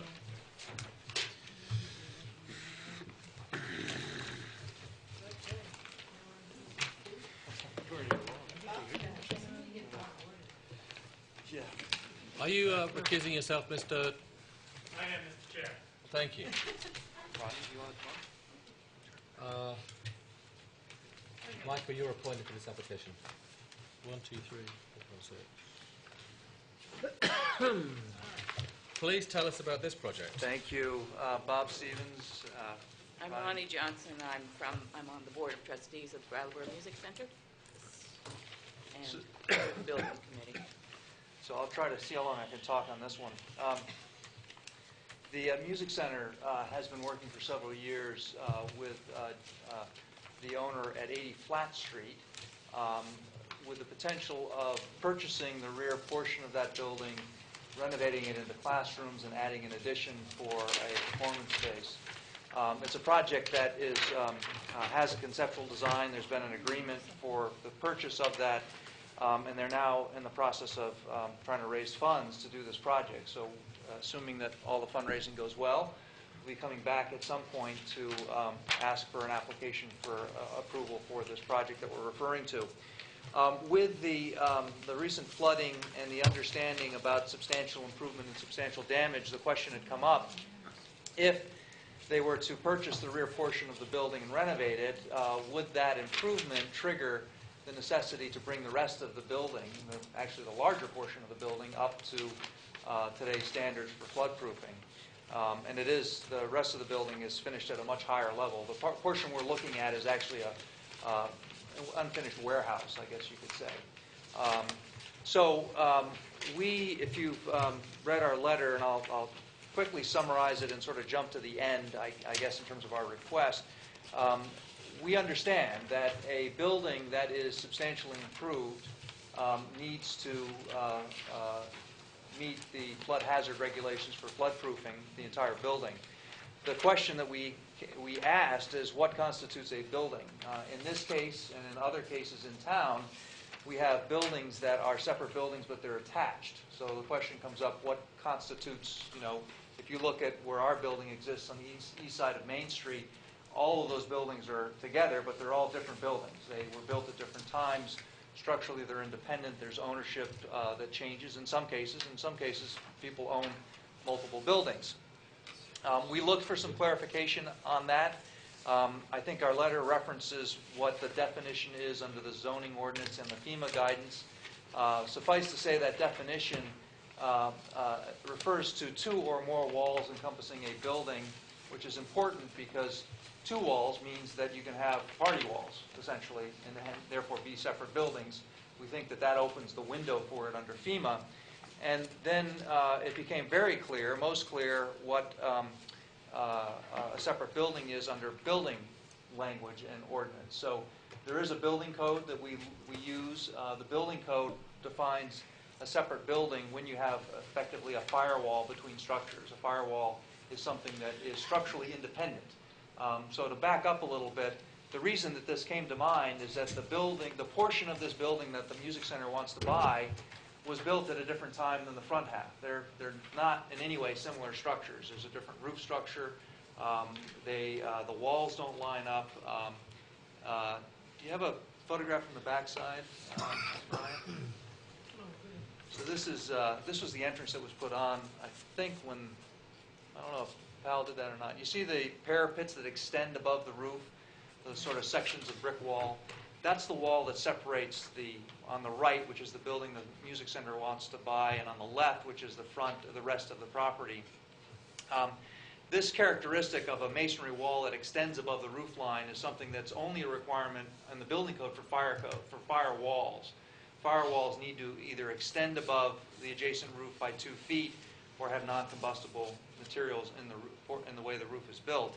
So it became apparent to us that this building was originally built as 2 separate buildings. Mm-hmm. What we're asking, because what will happen if we come back to you for this application, is at the time that we come in for an application, we would be coming to you requesting consideration as 2 buildings with a separate owner, so there will be a different owner on both sides.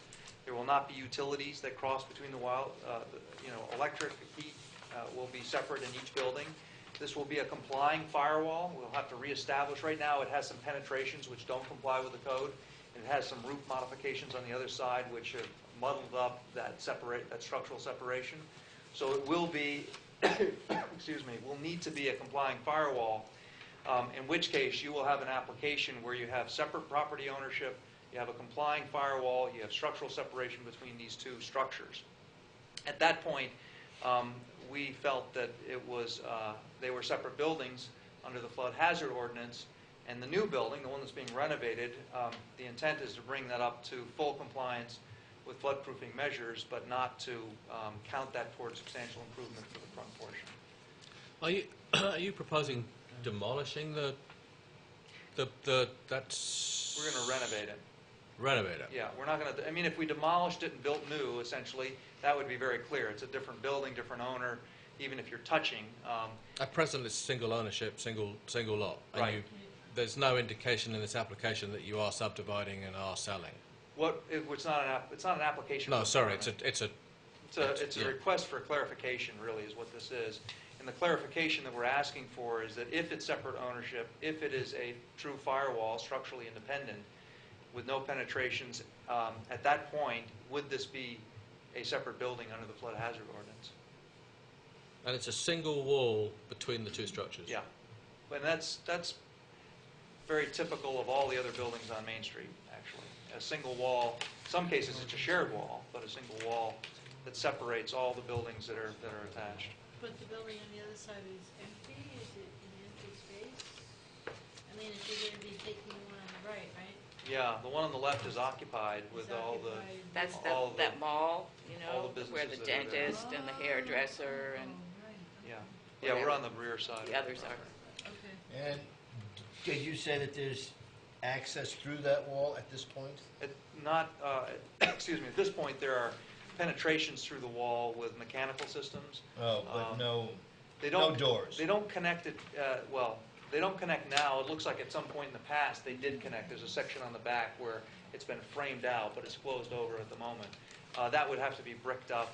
I mean, we need to do this for the fire code anyway. So in other words, this needs to be a complying fire-separated wall between these, because it's going to be a party wall.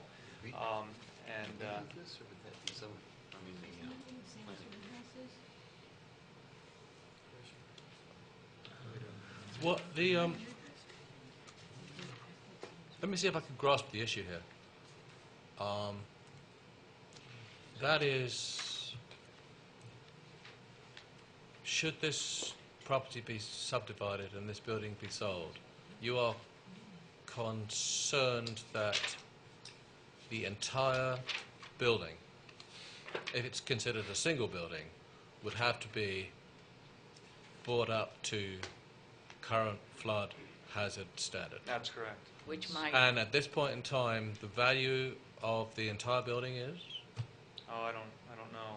$1 million. It's- 1.2.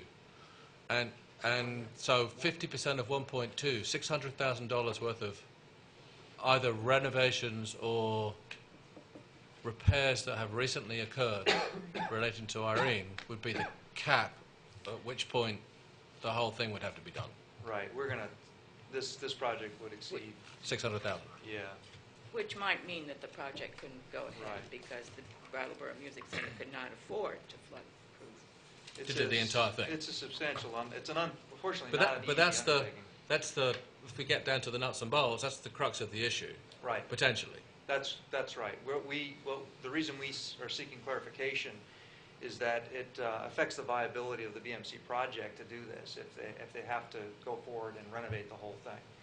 And so that's why we need to know now. What if you, well, we've got Fema Guidance that's come in today, or the last 2 days, referring to Last night. section, last night was it? Yeah. You read this? You Yeah. probably got a copy of it. Yeah, and I think, And the indication here is that we have a single wall between the two, and therefore we're going to treat there's a single wall separating them, and we would therefore treat the building as a single structure. I read that differently. Oh, okay. My understanding of Rebecca's comments were that if they're structurally independent buildings, then they can be considered two buildings. Can you vouch for them to be structurally independent? I'll- We'll have an engineering study that shows that they're structurally independent, and- such that Right. should one be destroyed or penetrated in floodwaters, it will not impact the other building? In fact, to be a firewall, this gets back to the building code, it has to be structurally independent. Firewall means that the building on the right can fall down and the wall stays, the building on the left can fall down and the wall stays. So right now, it's not, but it will have to be made structurally independent in order for us to proceed with our project. So we're asking, essentially what we're saying is that if it is structurally independent, entirely structurally independent, separate ownership, it's a complying party wall, are these now considered two separate buildings? I guess my question, how high was the water in that building in the flood? I mean, I know, I stood there on the street watching Sam's inventory floating out the door. Yeah. But one thing that made the water get so high in that part of the building and allowed Sam's inventory to be swept out was that there is an existing garage door on the west side of that warehouse structure, which the water forced open. And, you know, so then if it had been a solid wall, that probably would not have happened. The water forced that open and broke through the doors, the glass doors on the other side. And let me be clear, too. The BMC is not the BMC Music Center is intending to floodproof the building and their renovations.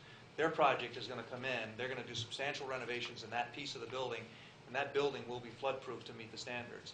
It's the old building. Or +2, maybe, Irene +2. It's the old building that we're not touching. That's the question. So is that clear? You know, we're talking about, because we're doing this, do you then need to go into the rest of the building that we're not doing any work on, that we don't own, and have to improve that? I understand what you're talking about. It's not the building we want to renovate. That we fully intend to bring up to code and floodproof that. Yeah. I think, you know, when you come back with an application to do whatever it is there, we'll consider that the flood hazard related or flood approval related stuff at that point in time.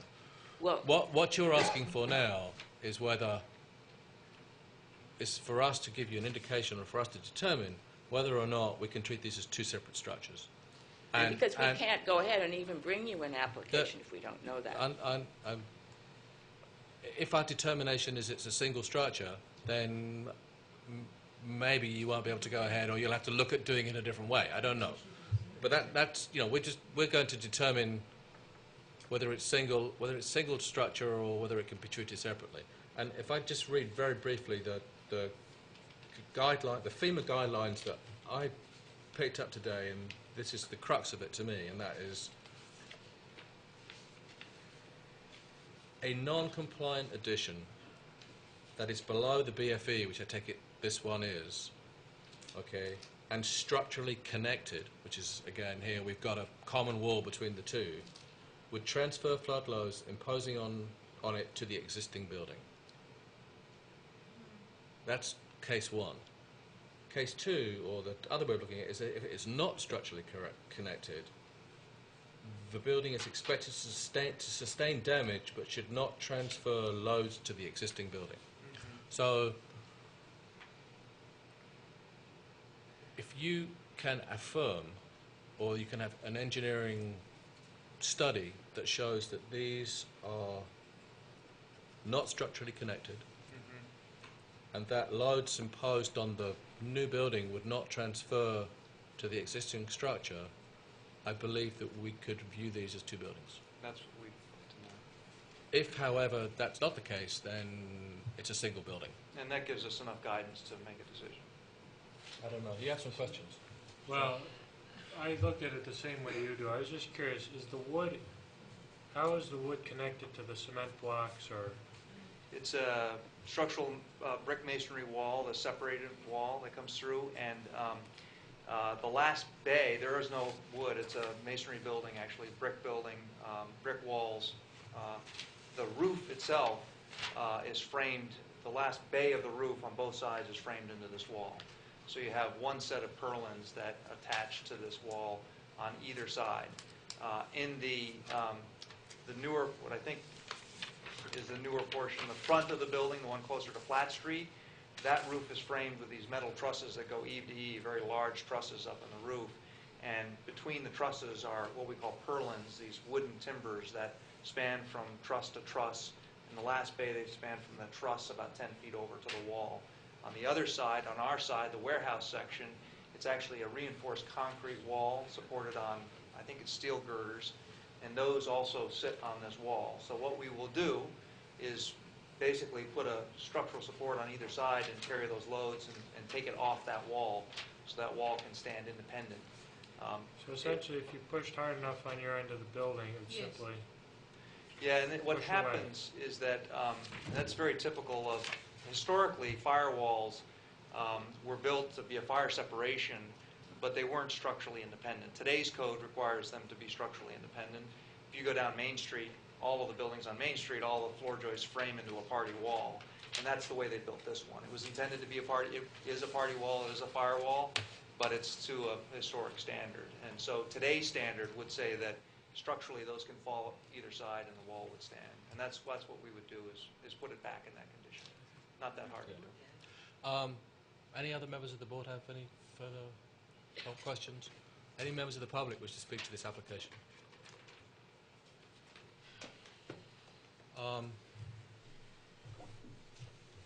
I'm going to speak for the board now, and hopefully they'll vote in it. vote. It's my reading and understanding of this is that if you can show that the two structures or two buildings are structurally independent by an engineering study, then we will treat them as two separate structures. If you cannot, and that still doesn't alleviate you of the requirement in the renovation of bringing the southern structure up to current flood hazard codes. Right. But it would not require the northern half of the building to be brought up to current standards. But we would require, in the future, we would require an engineering study to demonstrate that. Of the proposed building, not the existing. Of the proposed building, yeah. Right. Yeah. How I write that up, I don't know, but we'll write it up. Great. Looking for a motion to. Are we approving something, or are we just? I'm reversing an appeal. No, I'm conditioning an appeal. I'm upholding an appeal. Sorry. Looking for a motion to uphold an appeal application 2011-262. So Second. Moved and seconded. All those in favour? Aye. 1, 2, 3, 4, 5, 6, 6, 0, 1. Thank you very much. Thank you. Thank you very much. That's that one there. Now we go. Oh yeah. Motion for a short recess, Thank you. please. So moved. Thank you. Second, third, whatever. All in favour? I'm looking for a motion to continue application 2011-225 to Weststone Station Restaurant to February the 22nd. So moved. Second. All those in favour? Aye. Aye. 601. Call application. 22nd? 22nd is the date he's just given me. It's a Wednesday. It's on a Wednesday. It's not Oh, is there Washington's birthday. Another holiday on Monday? Oh, Yeah. sorry. Yes. I apologize. Call application 2011-256 Pinnacle West Properties, Thank you. PUD, site plan approval and conditional uses. Please tell us about your application. Can I first introduce Todd Perna, who is pastor of Healing Grace Ministries. I'm sure you guys all know who I am. Back in December, Todd approached me. Oh, sorry, beg your pardon? He wasn't sworn in. Okay, we'll have to swear you in, John. Okay. And any other person that wasn't here at the beginning of the meeting.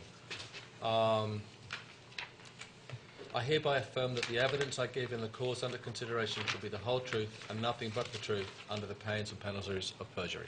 I do. I do. Thank you. Sorry, technicality.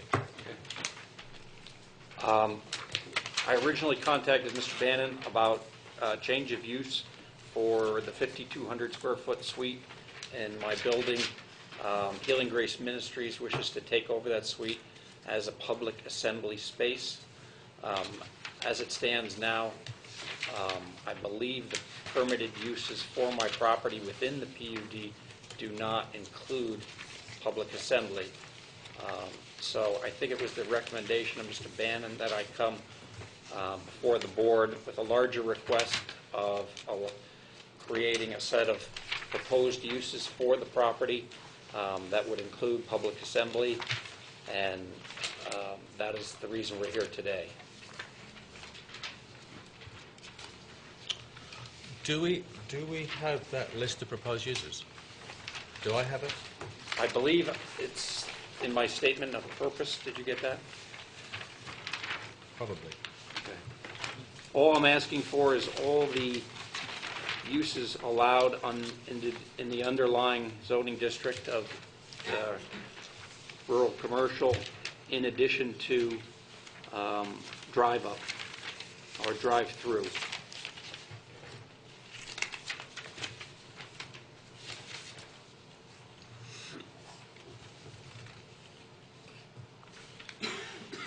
Are there any site plan changes with the proposed use as a public assembly? Any changes? We have not talked to Brian Johnson from Fire Safety, but I expect him to ask for an additional handicap ramp, which would we're proposing to site, which would be in the southeast corner. If you have a map.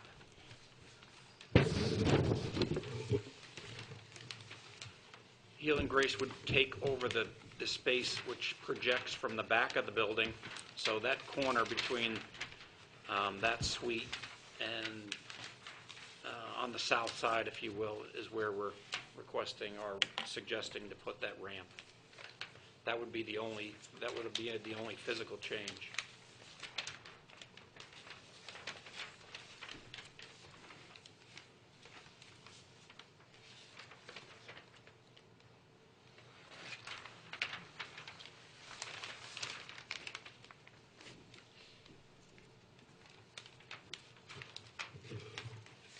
John, are there any condition? I mean, the underlying zoning used to be suburban commercial, and then there is no underlying zoning now because you're a PUD, and it changed from suburban commercial to rural commercial when they did that change, whenever it was, 12 months ago, some period ago. So your request here is to include the permitted uses in what is now called rural commercial, or the permitted uses and the conditional uses, just the permitted uses. I guess it would be both, but can we back up for a second? I would question, from the outset, the construction of this property was always, unless Brian has evidence to the contrary, was always a PUD. So to say that there is no underlying zoning, I would question that. Because well, I think technically, let me just rephrase what I said, or reposition what I said. It used to have an underlying zoning of suburban commercial in 1974, 84, 94, whenever it was constructed. And then the Planning Commission has just revised the zoning ordinance for that district. And in revising the zoning ordinance, the new rural commercial doesn't underlie your PUD. I don't think so, because the PUD is excluded from it.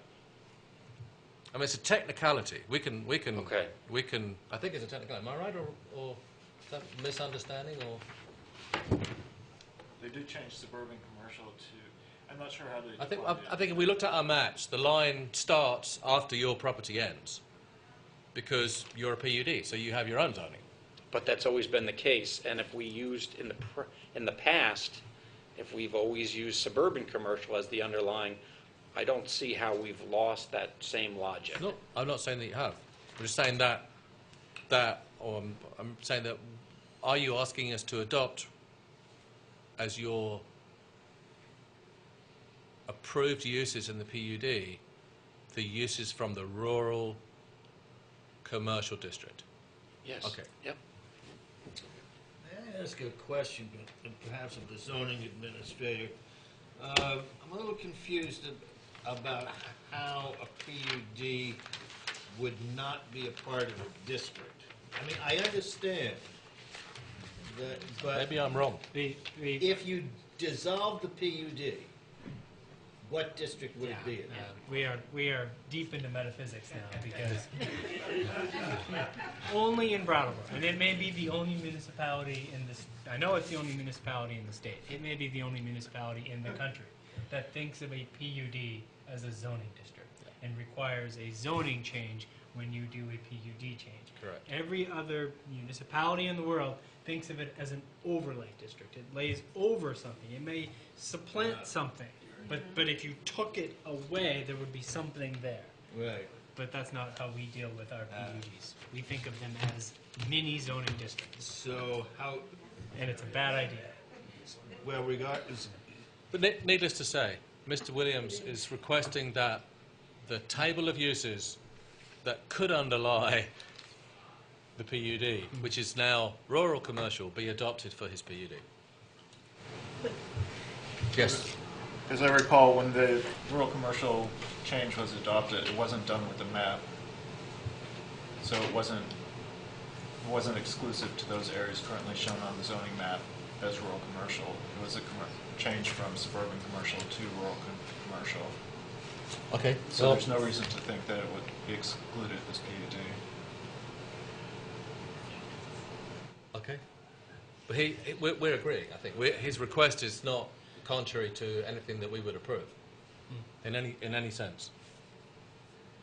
My question to him was that rural commercial had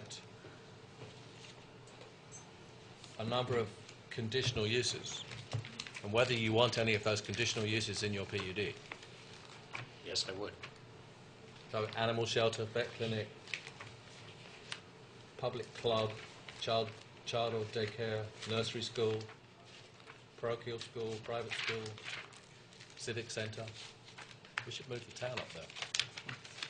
I think the Dance hall. If I understand Mr. Bannon's logic, it was the purpose of coming before the board today is if you grant me this series or collection of uses, each time I bring in a new tenant, I don't need to come before this board for a change of use. That's correct. Sure. Okay. And that would makes be, a lot of sense. That would be our desire too, because we don't want you to have to come back here or to see Brian Right. with every new tenant. Right. And a religious institution is an approved use anyway. It's a permitted use anyway. So I don't think the board is going to have any issue or any difficulty with approving that. It's whether or not we add the conditional uses, and in particular whether or not a drive-through, which is drive-through, which is not permitted in the rural commercial district 2349. Thank you. It's not permitted in the is permitted for this area, for this PUD. Let me finish my train of thought in my conversation with Brian. Is I think his recommendation, and correct me if I'm wrong, was to actually, for that issue, and he gave me the option of removing our house lot, which was subdivided over the summer, as those two items becoming an amendment to the PUD. So whether that's one issue or two issues or maybe three issues, I guess that's the board's decision. Mr. Chair, do you mind if I Please chip in. What we've done historically, and this was a practice that was adopted sometime before my tenure as chair, is that the DRB took the position that not every change to a PUD was an amendment to the PUD such that the process needed to be returned to the select board for a changing zone affirmation by the select board and comment from the planning commission. And that the board took the position that if what the applicant was asking us to do, we could do without the planning commission and select board's input, had we just ripped off the PUD and looked at the underlying district, then we would do that under our own authority. So if what we were talking about is a conditional use in a PUD, well, we have the ability to approve conditional uses without the select board or the planning commission, so we would do that. And if it was a site plan in a PUD or anything else. But we took the position, but we took the position that adding a particular use that wasn't a permitted use in the underlying district, we would do that. We would consider doing that. But because that was more in the nature of a zoning change than a land use decision, we would then ask that the applicant go through the rather burdensome application process. So it strikes me that by asking to add a use that's neither permitted nor conditional in the underlying district, you're asking us to make a zoning change, which we have the ability to do under the PUD statute, but it would be a PUD amendment, such as for that component, you'd have to go through the planning commission and the select board process described in the amendment. Is that? Yes, that's my feeling too, and I think that's what we discussed. And if that's Mr. Williams' goal, then I would suggest that you treat this as a concept review for PUD amendment in addition to any site plan approval for the public assembly hall. Yeah. I think we could approve, on the basis of what we just discussed, we could approve the religious institution or the public assembly hall But not the drive-through. as being under the underlying code. Yeah. Sure, if we take the position that there is an underlying district in this PUD, which makes perfect sense to me. Assume that there is an underlying district in the PUD, now it has permitted uses. I think the next question is, do we then transform the conditional uses in this district into a permitted use? I'm not asking for that. No, okay. So the conditional uses would stay conditional Yep, uses? I'm fine with that. Okay. So then the next question, I guess, is site plan. Okay. You have any site plan questions? So the only change to site plan is adding a handicap ramp on the southeast corner of the rear section of the building? Yes. Did I understand that correctly? I'm going to throw one curveball at you, and just because I want to see a reaction to this. I have a copy of the approval from this board to my neighbor, who is also a member of this same PUD. It was shown as RBI Properties. It's now owned by Ash. But one of the approvals of their use when they came on board and bought the property, item 14, was to grant them shopping center status. Now, as I read Brattleboro zoning code, shopping center status includes all commercial uses. And if you accept that and haven't changed that, then I would say drive-through, which is what I'm asking for, is included in shopping center. And if you've approved it for my neighbor who's in the same PUD as I am, I would say, by logic, may I have it too, please? How curved is that curveball? Is shopping center, is that a use?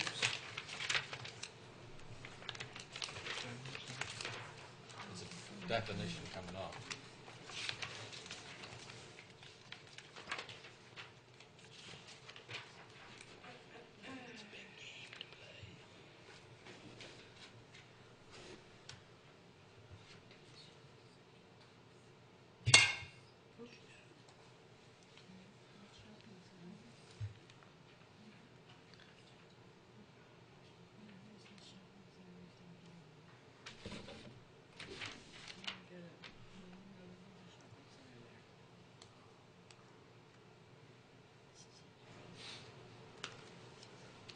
Is a drive-through facility or use is listed under commercial, in the commercial district? As far as I know, it is, unless Brian can tell me otherwise. A definition of shopping centre is a group of commercial establishments planned, developed and managed as a unit with off-street parking provided on the property. Such a development may include any use listed under commercial or office, provided that uses in the commercial use category shall constitute no less than 65% of the floor area of the development. So It is. It's listed as a commercial use, drive-in/through. It's listed as a commercial use. And then when you go to, what district are we in again? we're in rural commercial. It's probably not in that chart. It would be suburban commercial.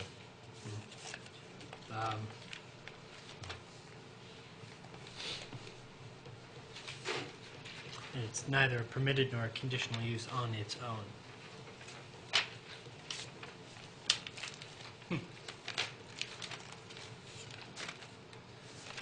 This whole planned unit development is getting... This is, what do they call it, catch-22? PhD. This is, Mr. Williams, do you need drive-through capabilities permitted at this point in time? I do not.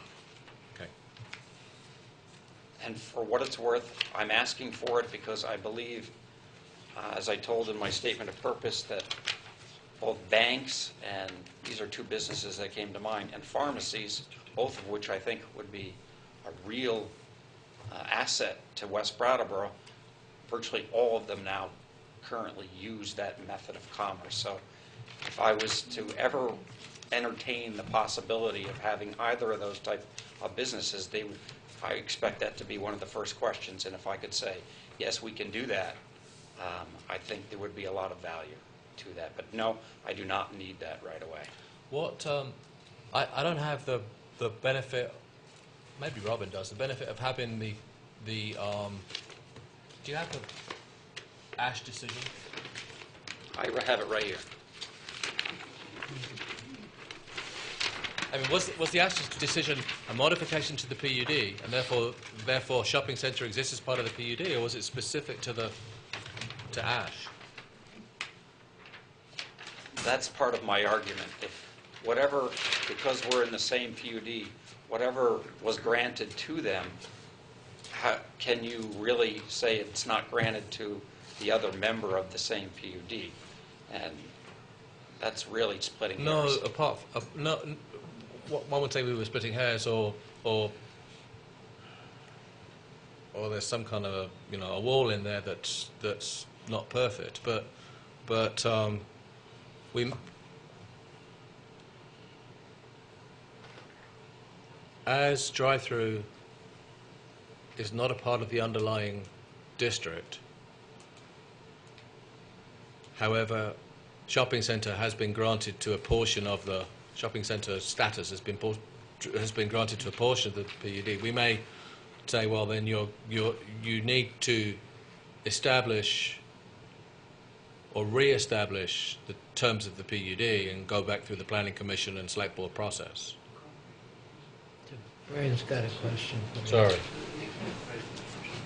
Well, just procedurally, with the Ash building, at the point you guys approved that under site plan, that wasn't allowed use. It wasn't allowed use? Yes, it was. So I think, In suburban commercial? yes. I don't, well, I think it was specifically. not in the chart that Craig just looked up. It's still a conditional use under the chart, but drive-in and drive-through. Could you hold for 1 second? If there's any logic, Jonathan, it would seem like when the property was divided, then, well, maybe I should step it. When it was originally made into a PUD, it was all under one ownership. That's correct. And it seemed by logic, when it was divided into multiple ownerships, it should have become multiple PUDs. And so PUD implies it's planned unit, not planned units. It implies, I would think, I've never read any technical, but that there's something of common interest. And it's clear that there isn't, you're just two abutting properties without anything other than that in common or interest. So to think, I mean, to me to think what applied to that property should apply to yours is less logical. Typically, and again, unique in the world, Brattleboro does have a PUD designation that doesn't run with the land and that is specific to a particular owner, and it's called the IPUD. It's the institutional PUD. And that is highly atypical. The far more common occurrence is that a PUD runs with the land, and it doesn't matter if there's a subdivision. In fact, often in PUDs there are multiple owners, and the point of the PUD is to establish multiple ownership inside a single district. So I think that's my experience is that's more common. But it looks as if the application for the change to the PUD that came before the board a couple of years ago was only brought on behalf of a single owner and only for a portion of the PUD. Was that an error several years ago? I think at the time we were aware that not all of the owners wanted the changes that were requested, and there was a decision by the owners not to participate in mass. I think there's another point here which may or may not be salient. At the time that RBI Properties or ASH applied for this, the shopping centre was permitted under the underlying zoning. Yeah, is that true? True, yeah. Suburban commercial permitted shopping centre. And if we look at the definition of shopping centre, it includes driving. It includes the driving. Now, what we now have is suburban commercial zoning no longer exists, and the underlying zoning is now rural commercial, where shopping centre is not permitted. So the town or the planning commission has changed the set of uses in the district. So 2007, shopping centre was a permitted underlying use, and now 2012 it's not. So in the 5-year period that and that explains the discrepancy rather well. But there was no underlying district because it was a PUD. No. Does the board have any further questions for Yeah, Mr. Please go ahead, Catherine. I have one question. It seems to me you have two things going on here, okay? With the assembly building saying, okay, yeah, that's cool, you can have that. But as far as the drive-through are, is that something for future possibilities Yes. of doing something? Again, Brian asked me to look at the larger issue of creating a package of uses for the property going forward.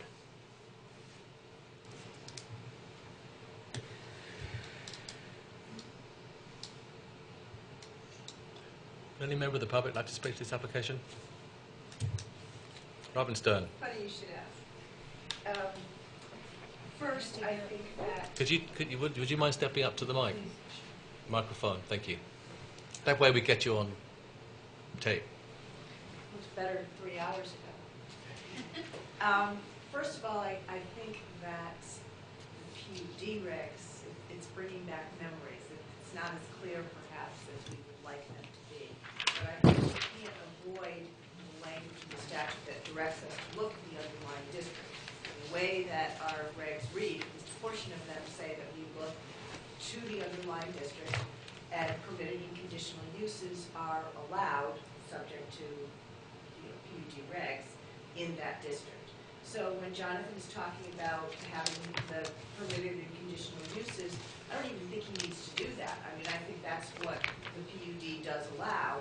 You then have to come in when you have something specific to make sure that it meets site plan regulations, make sure lighting is okay, make sure traffic is okay, and whatnot. But the use itself is directed by the underlying district. So my main concern here is the drive-through does not fall into that category. And the regs, the ordinance itself has a specific line item for drive-in, drive-through in the rural commercial district, and it's not permitted or conditional. That then takes us back to our perhaps tortured, but nonetheless, the way that what Craig indicated before, you've got to go through an amendment to the PUD district. And I think that's at least a logical reading of the ordinance. I had a question earlier, so that's my comment on the drive-through. I think it's premature and it's not appropriate for this August body to grant the speculative request for a drive-through under these conditions. I think they has to be warned. I think it's got to be an amendment to their PUD. And as Jonathan said, this isn't sitting at the table right now. So I do think that's the process that has to be looked at. I don't know what happened in Ash, but it was for that parcel, and this is a different parcel. And yes, you're part of a whole PUD, but that use, that was in connection with the Ash parcel. Now, I'm here for the McCullochs, who are abutters, and they actually were present at the time of the Ash proposal as well, and they all worked it out. I mean, the main concern is lighting and noise and traffic, and that, in fact, got worked out before there was a decision or incorporated it within the Ash decision. And I expect and hope that that same thing could occur here. But there's nothing to work out for a speculative drive-through. So I'm just saying I don't think that this is the appropriate venue right now for the drive-through. I have one specific question on the public assembly. The way I read the chart of uses, it breaks it down. It's not like public assembly now is just across the board allowed in particular districts. They actually break down the type of public assembly. So I just want to make sure that it's a religious organization, right? Yes, it is. Okay, so that one, as I read it, is in fact a permitted use in this district. I just didn't know if it was a school or what. So, okay, so those are my... Thank you, Robin.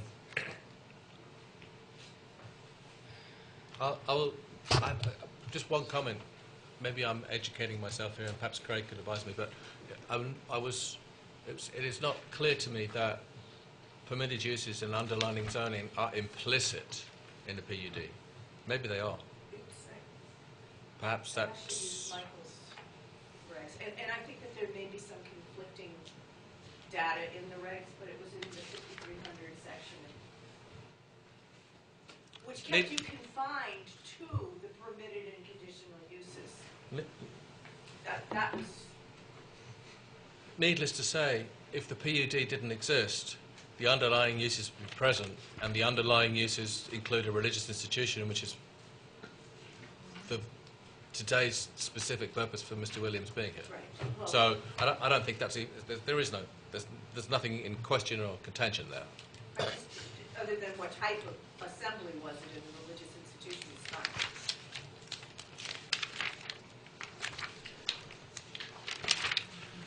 Any further comments from the board? Mr. Craig? So are we going to then say that all permitted uses in the district or permitted uses in the PUD, Yep. all conditional uses in the district or conditional uses in the PUD, do you want to move forward with an application to add that use? As an amendment, I will at least retain the right to move forward with it in the future. It would be two issues. The other one being removal of the 1 acre house lot in the rear. My question to you, the board, is if I pursue these two amendments to the PUD and this is a conceptual, does this board have to weigh in on their opinion of that? I think if you want to just have your home site reclassified as residential, that can be done as a straightforward zoning amendment without the involvement of this board. It should be done through the planning commission entirely. It does not, you're changing the area and the size of the PUD, and that's acceptable without an amendment? It would be a zoning amendment from PUD to residential, so I don't think the DRB would have to weigh in on it. I would think the DRB has to weigh in. My question is whether the select board has to weigh in because you're amending a zoning district. Yeah. Well, yeah, they'd have to. Either way, the select board ultimately has to vote on that. I always thought any amendment to a PUD is 3 meetings here, 2 with the planning commission. No matter what. I believe the dissolution of the Chelsea Royal PUD took place just as a straightforward zoning amendment. Without going through the DRB. I believe that's the case. Can I just talk about any other site plan specific related issues? You're going to put in an ADA ramp or a wheelchair ramp with a handrail or something maybe? Yes. And there's no change in lighting, there's no change in signage, there's no change in anything else? No. No change in parking spaces, there's no change in... The site remains as is? It does. You have 2 future questions that you may continue to pursue, which is removal, and look for clarification, removal of a 1 acre residential house lot from the PUD map, and also potentially a change of use to add drive-through capability. That's correct. One or either or both may take you through the entire process. Right. And that would be something that we won't deal with tonight. But we're not going to deal with tonight. That's your decision as to whether you would wish to proceed. Well, that was my question from Brian. Does the DRB need to weigh in on, if this is conceptual, my experience with conceptual is if you guys have an issue with it, this is where you bring it up. Yes.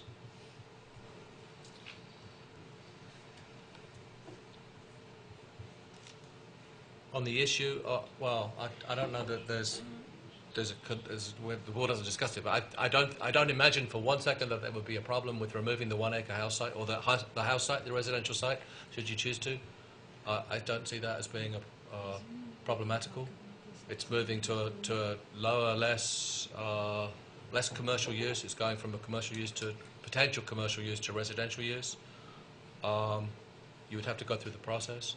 With regard to the drive-through, I think that would be problematic because it does not conform to the underlying zoning. Brian, how did we warn tonight's meeting? Was it warned as a concept review? It was warned as a site plan. I don't know, because you can treat it as a concept review if it wasn't warned as a concept review. People would read the paper and they'd think, oh, it's a site plan. Don't worry about it. So, Site plan and conditional use is what it is. yeah, well, conditional use is different than concept review, so I think we'd have to... Take the last comments as a We'd have to personal opinion. re-warn it. Okay. Any further comments or questions from the board? Looking for a motion to approve application 2000... Oh, wrong one. So essentially what we're going to do is allow... 2011-256. So moved. Second. That is to add the list of permitted uses for the rural commercial district to the PUD, Pinnacle West PUD. And conditional uses as conditional uses. And conditional uses as conditional uses. So moved. Second. Second. All those in favour? Aye. Aye. Those against? 601. Thank you. Thank you very much, John. Can we take a vote on those confused? No, that's fine. Okay. I call application 2011-261, Richard Carasano. We're losing one member of the board. Michael, you're appointed to head this application.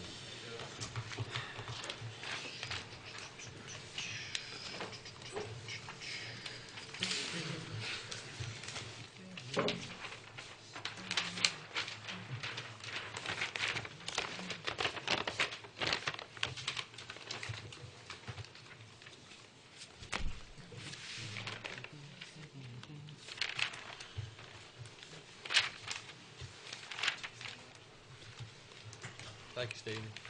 Thank you, Stephen. Good night.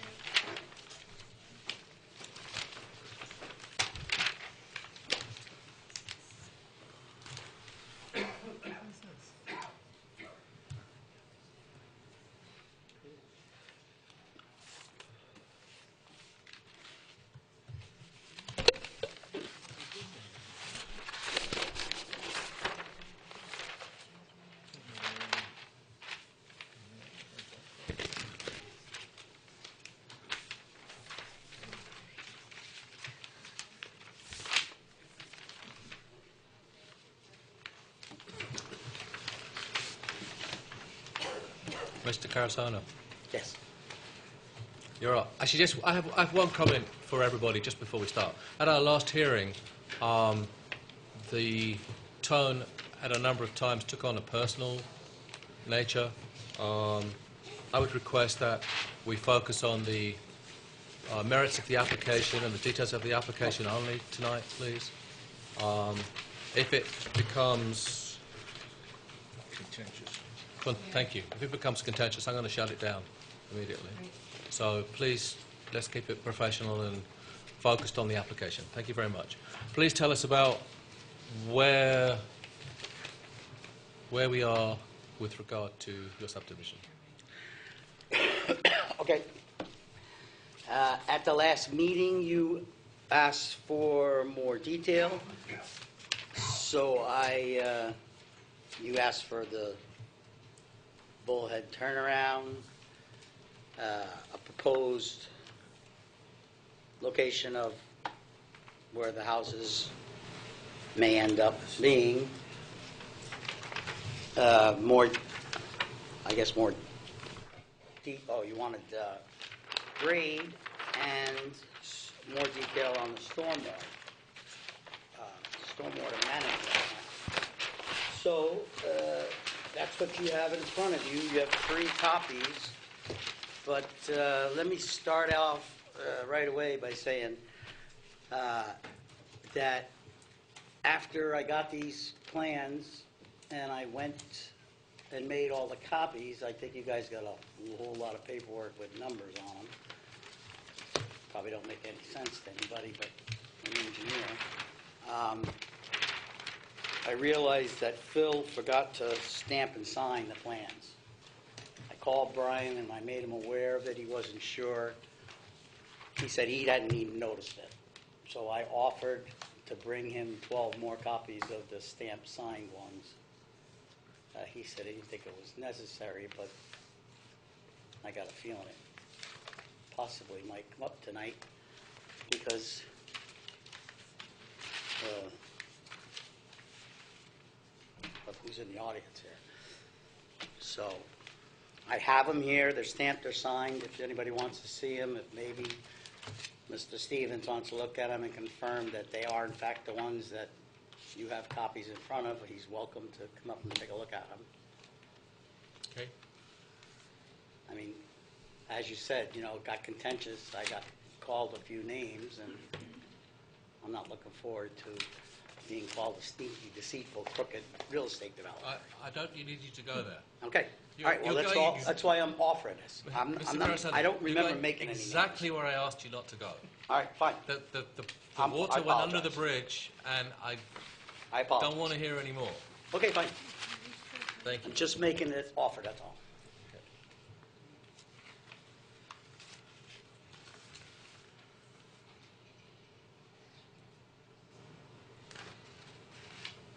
So, if I was to ask some questions about this particular plan here, this drawing here, we now have accurate subdivision lines. It was a little questionable as to the size of the 2 lots last time. We weren't quite sure. I believe they are were now, breaking. yes. And you now have this line that runs across the middle in the correct place. Correct. And the 2 lot sizes are correct. Now correct, although I only see one of them on here, but that's...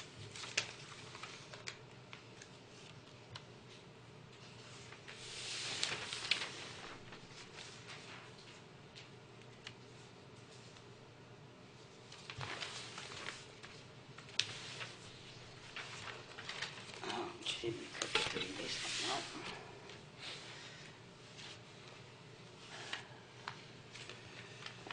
Do you know what exactly what the two lot sizes are?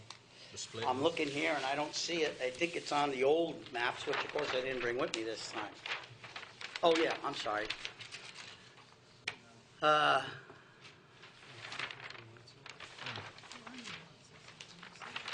whole lot is 3.79.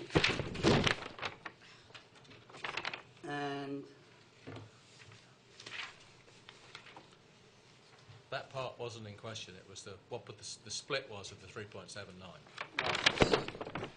again,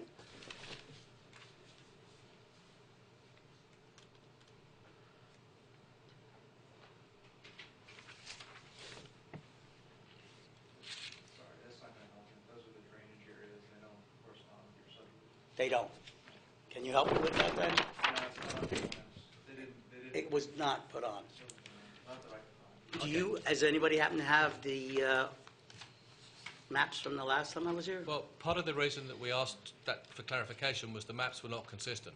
We had two sets of plans which showed different splits. And that's why we said, could you establish where the line's going to be and then what the two... I see the problem. What the two acreages were. The overall lot size of 3.79 was never in question. It's just what the splits were. Okay, let's move on. Okay. That information we will require at some point. Okay.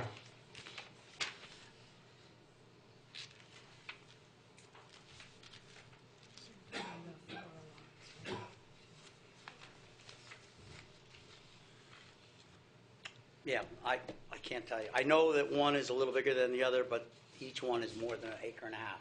Okay. Can you talk about the area that you are... I guess it would be the eastern area, is it, or southern, the southern lot. You're showing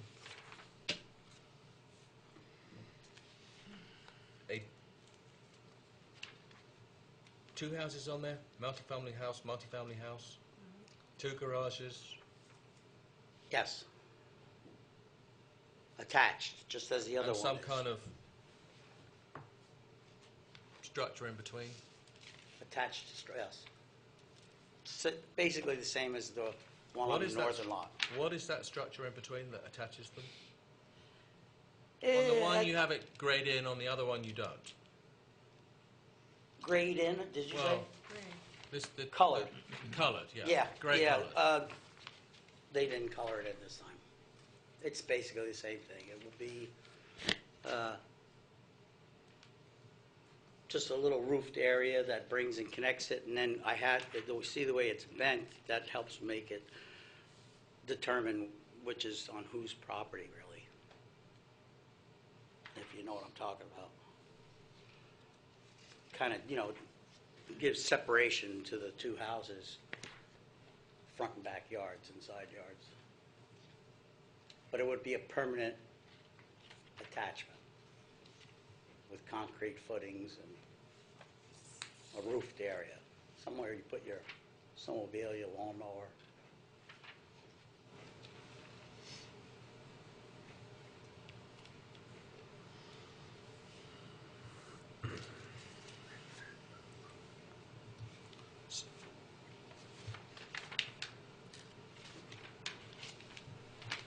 So you're treating this as 4 separate dwellings? No, this is 2 duplexes. 2 duplexes.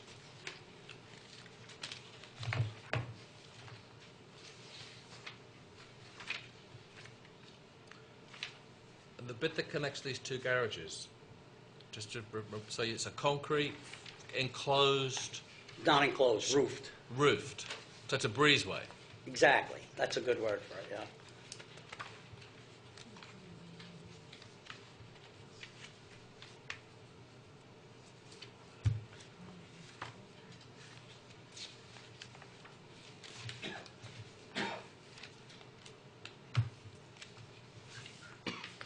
And since the last meeting, we now have a separate drainage basin for the upper lot Correct. with the spillway that runs down the hill? Correct. Or a level spreader, as it's referred? Correct. Okay.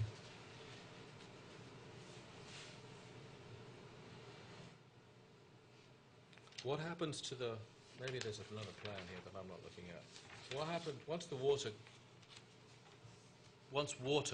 surface water cruises over the spillway, what happens to it? Well, it The goes, detention swale? I'm sorry, say again? Well, you have a detention pond or a retention pond, a detention pond or swale, as we're calling here.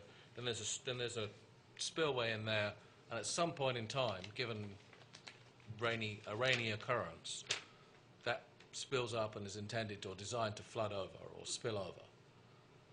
Well, Where it does- would where fall does the- into this 4-foot concrete well, and that's in the center of are you familiar with how the detention pond works? Yeah, but so where does the water go, though? It's Then just it going to would- run down the road? I mean, is it running on the side of the road? No, it goes, first of all, if either of these detention ponds ever actually filled up with water so that reached the top of the stack, it'd probably been raining a couple of inches an hour for a couple of days.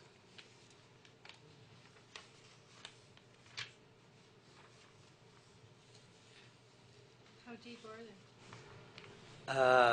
they? That's in the, let me see what it says here.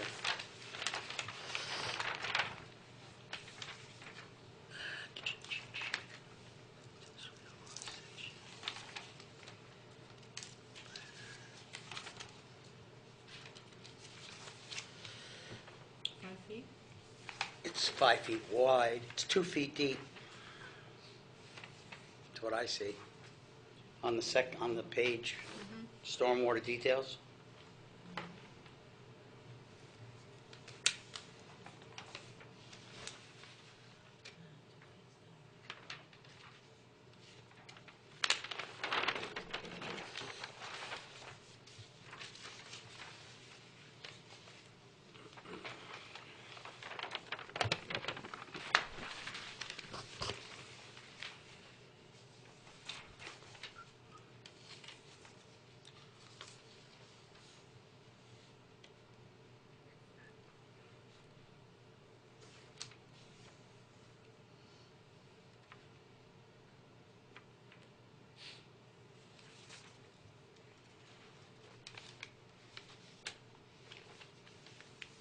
So there's no. I guess my question is, should the well tile that's in the centre of your swale overflow and it spills out, Yes. which it could do ultimately, or will do under the conditions of whatever it is, 4 inches of rain, it spills out and then runs onto the road, or it runs in a ditch by the side of the road, or It goes into that level spreader, and again, at that point, you're but the level spreader, it goes there and spreads and it's out, it's gone, it continues to flow out. It's not a dam, it doesn't stop at the level spreader. It's going to flow over that at some point.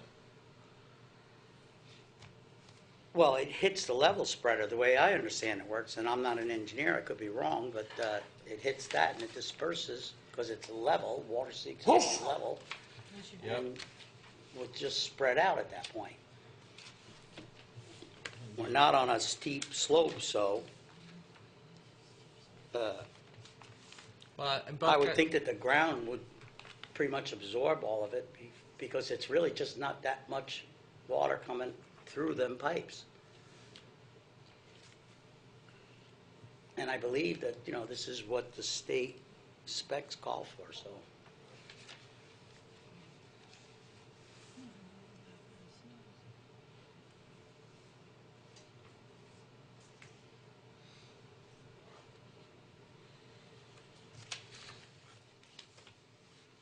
Okay, let's move on for a second. Can you talk about the grade of the road? Is there any changes in the grade of the road?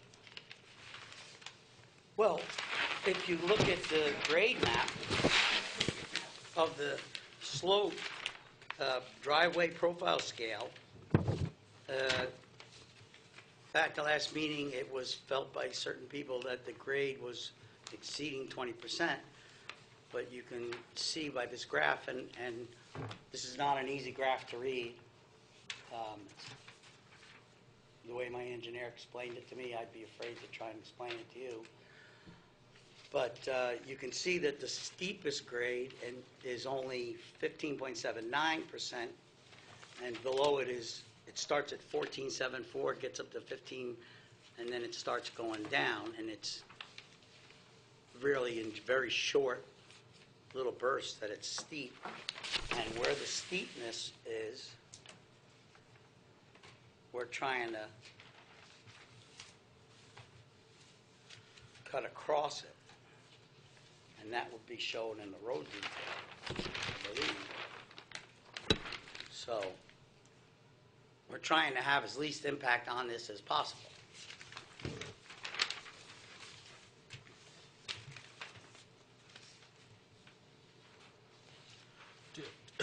Do you know, can you explain to me or let me know,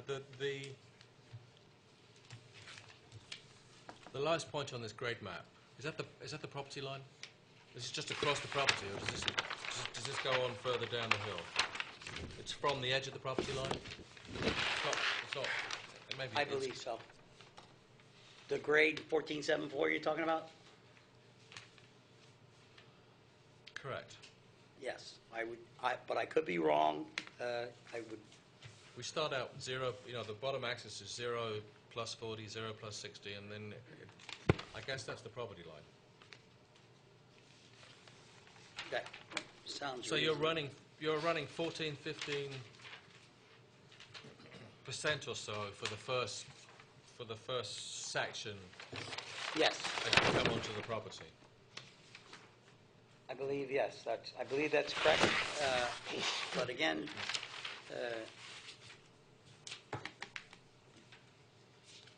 that grade line map is, I think Mr. Stevens might be able to answer that question even better than me.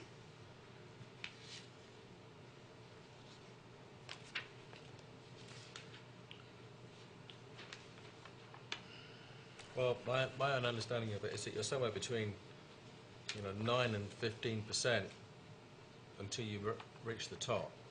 Right, gets pretty flat. It flattens out. Right.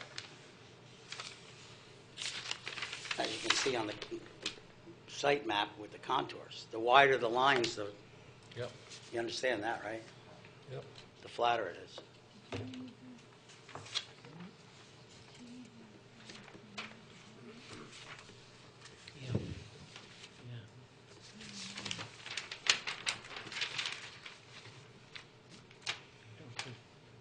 He's got his own well, so he doesn't have to have a pumping station.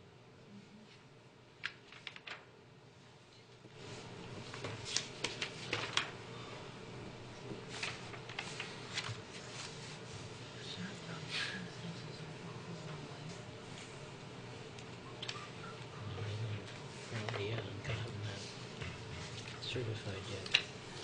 Sure, I have a couple questions. Yeah, please. Mr. Carson, just make sure I understand the detail here. Then you have a diversion swale cross section. That's not the side of the. Is that meant to handle the runoff from the road? Is that the ditch on the side of the road, or Which map are we looking at now? the diversion swale cross section? Where's the diversion swale? Is that? I guess it's on the. There. Okay.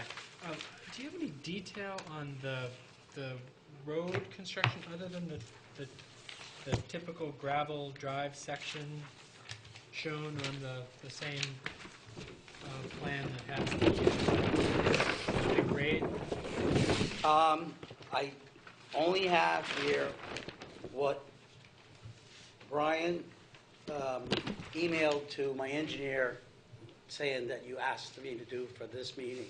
Okay. So what you see is what you got. That's what Brian told us to do. I'm not sure that's all I don't think it answers all the questions, at least I had at the last meeting. And then you supplied, and thank you for doing it, the drainage diagram for the Richard Carasona post-development, and then also a, which was prepared by Bell Engineering, and then another document, which is kind of an untitled document with detailed information regarding the stormwater plan. It's incomprehensible to me. I don't know. I'm not surprised. Yeah. But what I was hoping is that we would have a stormwater management plan that would explain to a layperson like myself what the stormwater management plan is. Because, as I said, this diagram and this data is Over your it head. doesn't it's considerably over my head, and I don't know that it answers the questions that we had about the stormwater management and that it's compliant. I can't determine from this information you've supplied that your stormwater management plan is in conformance with the ordinance. Well, again, all I have is this, which is, again, incomprehensible to me, and a site plan that I don't think has changed or added any additional information regarding the stormwater questions that we had at the last meeting. And in addition, I specifically recall at our last meeting really drilling into that I think we saw this typical grade drive section, cross section at the last meeting. And I think we specifically said, tell us more about that. Tell us more about how this road would be engineered and how the road, the water runoff for that road would be mitigated. But I don't see any additional information on that either. I don't take any pleasure in saying it, but I yet again feel like I'm asked to make a decision regarding this application and this property, and I fail to have enough information to make an informed decision. I can't say that I'm opposed to it. I can't say that I'm in favor of it. I just thought we would have additional information regarding a stormwater management plan, the engineering of that road, and other typical elements of a subdivision, including elements regarding wastewater, water supply, utilities, and I don't have them. I can't make a decision based on the information that you've supplied. Well, first of all, it's my understanding that really, basically, what I'm here for is just to get a minor subdivision on property. And that at that meeting, because there are all these questions that whether or not this property can properly be developed have arisen, where in reality, it's just a typical piece of property that gets developed for housing. It's a pretty nice piece of property to develop for housing. So when I went back to my engineer and I told him what was requested from this board in order to get this minor subdivision, to be absolutely positive that we were going to present you with exactly what you wanted, we called Brian. Brian emailed the engineer with a list of things to do, and I believe everything on the list he sent us is on this paperwork. So if you want more information for a minor subdivision right now, I ask that you be very specific about what you want. I'll tell you, I'll be specific. This is specific. There are requirements in this zoning ordinance that describe the subdivision regulations. They describe the information that the applicant needs to supply to this board in order to get an approval. It's not for me to tell you what you need other than to tell you, provide what's required under the zoning ordinance. And what you've supplied to this board is insufficient.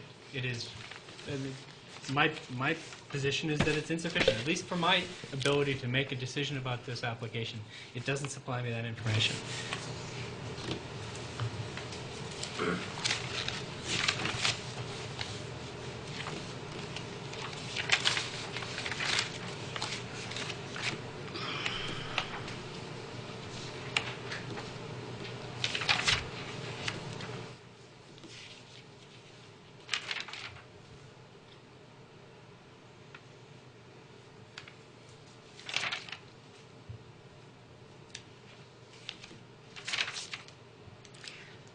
I think in response to what you just said,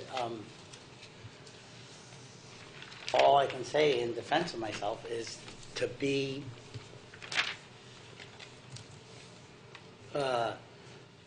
try and make this application for this minor subdivision as complete as the board wanted.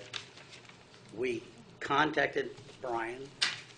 He sent us the list, and everything he sent us to do is what we did. So that's why I'm asking, because this is not a usual request of a subdivision, from what I understand from my engineer and from old members of the DRB. And actually, when I first bought this property 7 years ago, I came in here and got a subdivision approved by the DRB. I believe you were on the board, and you actually were one of the persons that voted in favor of subdividing that property. But now you're requesting... I've made mistakes in my life. Yeah, no, we all do. But now you're requesting certain information, so I wanted, I have a hearing problem, so I don't like to go by memory or notes, so I specifically called Brian and asked, what do you guys want? Let's get this done, let's get it over with. But apparently it's not enough information, or maybe it's too much information and over your head. So and I'm not trying to say that insultingly, it's a lot of confusing, it's a lot of math there. But it is. Yeah, there may be a lot of math there, but there are some fundamentals that are not addressed. And that is, you've got two detention swales, or detention ponds, or detention basins, or whatever you want to call it. They're called detention ponds. Okay. Which have level spreaders to deal with the overflow in the overflow condition. In the overflow condition... According to the specs of the state, requires. That may be the case. But in the overflow condition, the second level spreaders have flows of 1.9 cubic foot per second and 1.76. That's 1,650 gallons of water per minute coming out of those devices. What is going to happen to the 1,650 gallons of water per minute? That needs to be managed. You can't, we have conditions on subdivisions and site plans that there'd be no net increase in water flowing off the property. Well, you've got 1,650 gallons of water per minute that's going to flow out to that road and run down. There's no, we asked for details on the road, where the ditch was on the side of the road, how you were going to manage water coming off the side of the road. I still have only a pair of lines on the indicating where the road is. I have no knowledge of what happens to that amount of water when it leaves your property, when it runs down the right-of-way to Guildford Street. We have to address what we're doing with this water. For one thing, we have no erosion control plan. We asked for that last time. You're going to do this site work, and Mr. Stevens wrote a letter with a lot of points in it. One of them was, what's the erosion control plan? We asked you to provide an erosion control plan. I think we did. We should have done if we didn't. I don't have an erosion control plan that deals with what you're going to do when this is constructed. Do I have one? Oh, they're my conditions. Sorry, all right. The very first condition, the applicant should provide the board an erosion control plan designed and developed by a licensed engineer. I don't have that plan. That was a condition of the subdivision determination. The applicant should provide the board a stormwater plan designed and certified by a licensed engineer. You have, but I don't know what happens to the water once it leaves your detention basins.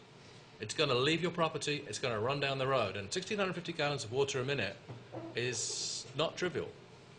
Kept running out of this site, and that's the end. That I believe is the specifications that's coming from your engineer. I want to know what happens to it.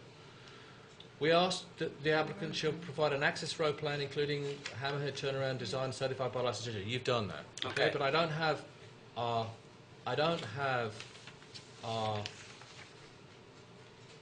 an engineered road. I mean, I've got 2 lines on here, and I've got the same drawing that was provided to us last time around that just shows the road base. It doesn't show the ditches. It doesn't show where we've got culverts running underneath it. There's a lot of information that's not been forthcoming. I mean, this thing's got to have culverts under it somewhere. The water's got to move, you know. Otherwise, it just will flow over the top. That isn't in here. And then we asked that the plan had accurate area measurements, which it's probably better than before, but we don't have the lots, you know, the 2 acreages for the plot. We asked for the actual location of the right-of-way and the location of the proposed road designs. Well, I don't know whether that's changed or not, or whether that's, you know, cast in stone, but it seems to me that there were things that we asked for in our previous, the decision from our previous meeting that are not forthcoming at this point. I mean, it's in writing. We sent it to you. Okay, well, again, I believe that when Brian emailed his list of requirements for us to do, we just, he did them, he checked them off, he told me it was done, I believed it was done, so it's not done, so why don't we just call it a day and go let me get what you want. If this is not enough, let me go do it. I mean, it's not like it doesn't, you know, typical gravel drive section cross thing is, I guess, what my engineer believed would be sufficient. It's obviously not. Can you tell me where the culverts are on that road? There aren't any. There's none shown on the plan right now. If you could tell me where they were, I had a plan detailing them. If you could tell me where the grade changes, you know, occur. Well, I mean, I can see the lines, but we're running at 16%. You know, we. I see a culvert right here. Okay, sorry. At the bottom of the emergency vehicle turnaround, it's the only one I see. Okay. Yeah, and then the rest of the driveway would go along with, my understanding, with the typical where is that one? Typical gravel drive section. That's what you asked. That's what you're asking for. There it is. I mean, you want it drawn on the map the whole way, or you just want to show a cross section of what it was going to look like? I think that's normal procedure, but maybe it's not. What we would like to see is management of the stormwater such that, because it's been raised by the adjacent property owners, management of the stormwater such that it's not pouring onto their property. I understand that. I think that's what this shows, but maybe not. Well, it's going some way towards that. You know, good credit there. You've got a storm. You know, you've got some numbers in a plan now. You've got analysis of that. You've got swales and so on and so forth. But at some point, once those detention ponds or basins fill up, the water spills over. We have to do something with it. We can't just put it on the road and run it down the road onto your neighbour's property, which is, I believe, what will happen at this point in time. It'll end up on Guildford Street. It's going to go all the way down and end up on Guildford Street. So we have to do something to mitigate that and disperse that on this site. You've slowed it down, I think, without question, by putting in ponds here. But I don't know what happens when it runs out. If you could put that, you know, if your engineer can put that in layman's terms, so that this board can understand how that 1,600 gallons a minute is going to be managed in a rainstorm event, we'll be happy. Okay. And the erosion plan. And then you know, we have to have an erosion control plan, and we'd like to see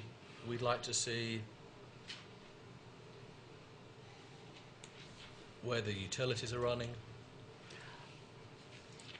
rights of way, the actual sizes. Utilities? Yep. Listen, there's a document that was produced by the planning department that had a number of points in it that, and there's this document from Public Works. We will provide you with this documentation and you can read it and take a look. It's their comments on the application as it stands. That's fine. I'm sorry that I'm wasting everybody's time here. We did what Brian told us to do. So obviously, somewhere the communications isn't been very accurate. So if I get this right, you're looking for accurate lot sizes, which was omitted. Yeah.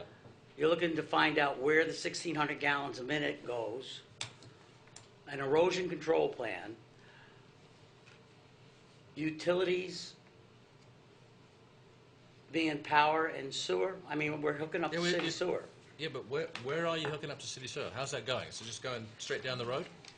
No, it's going over to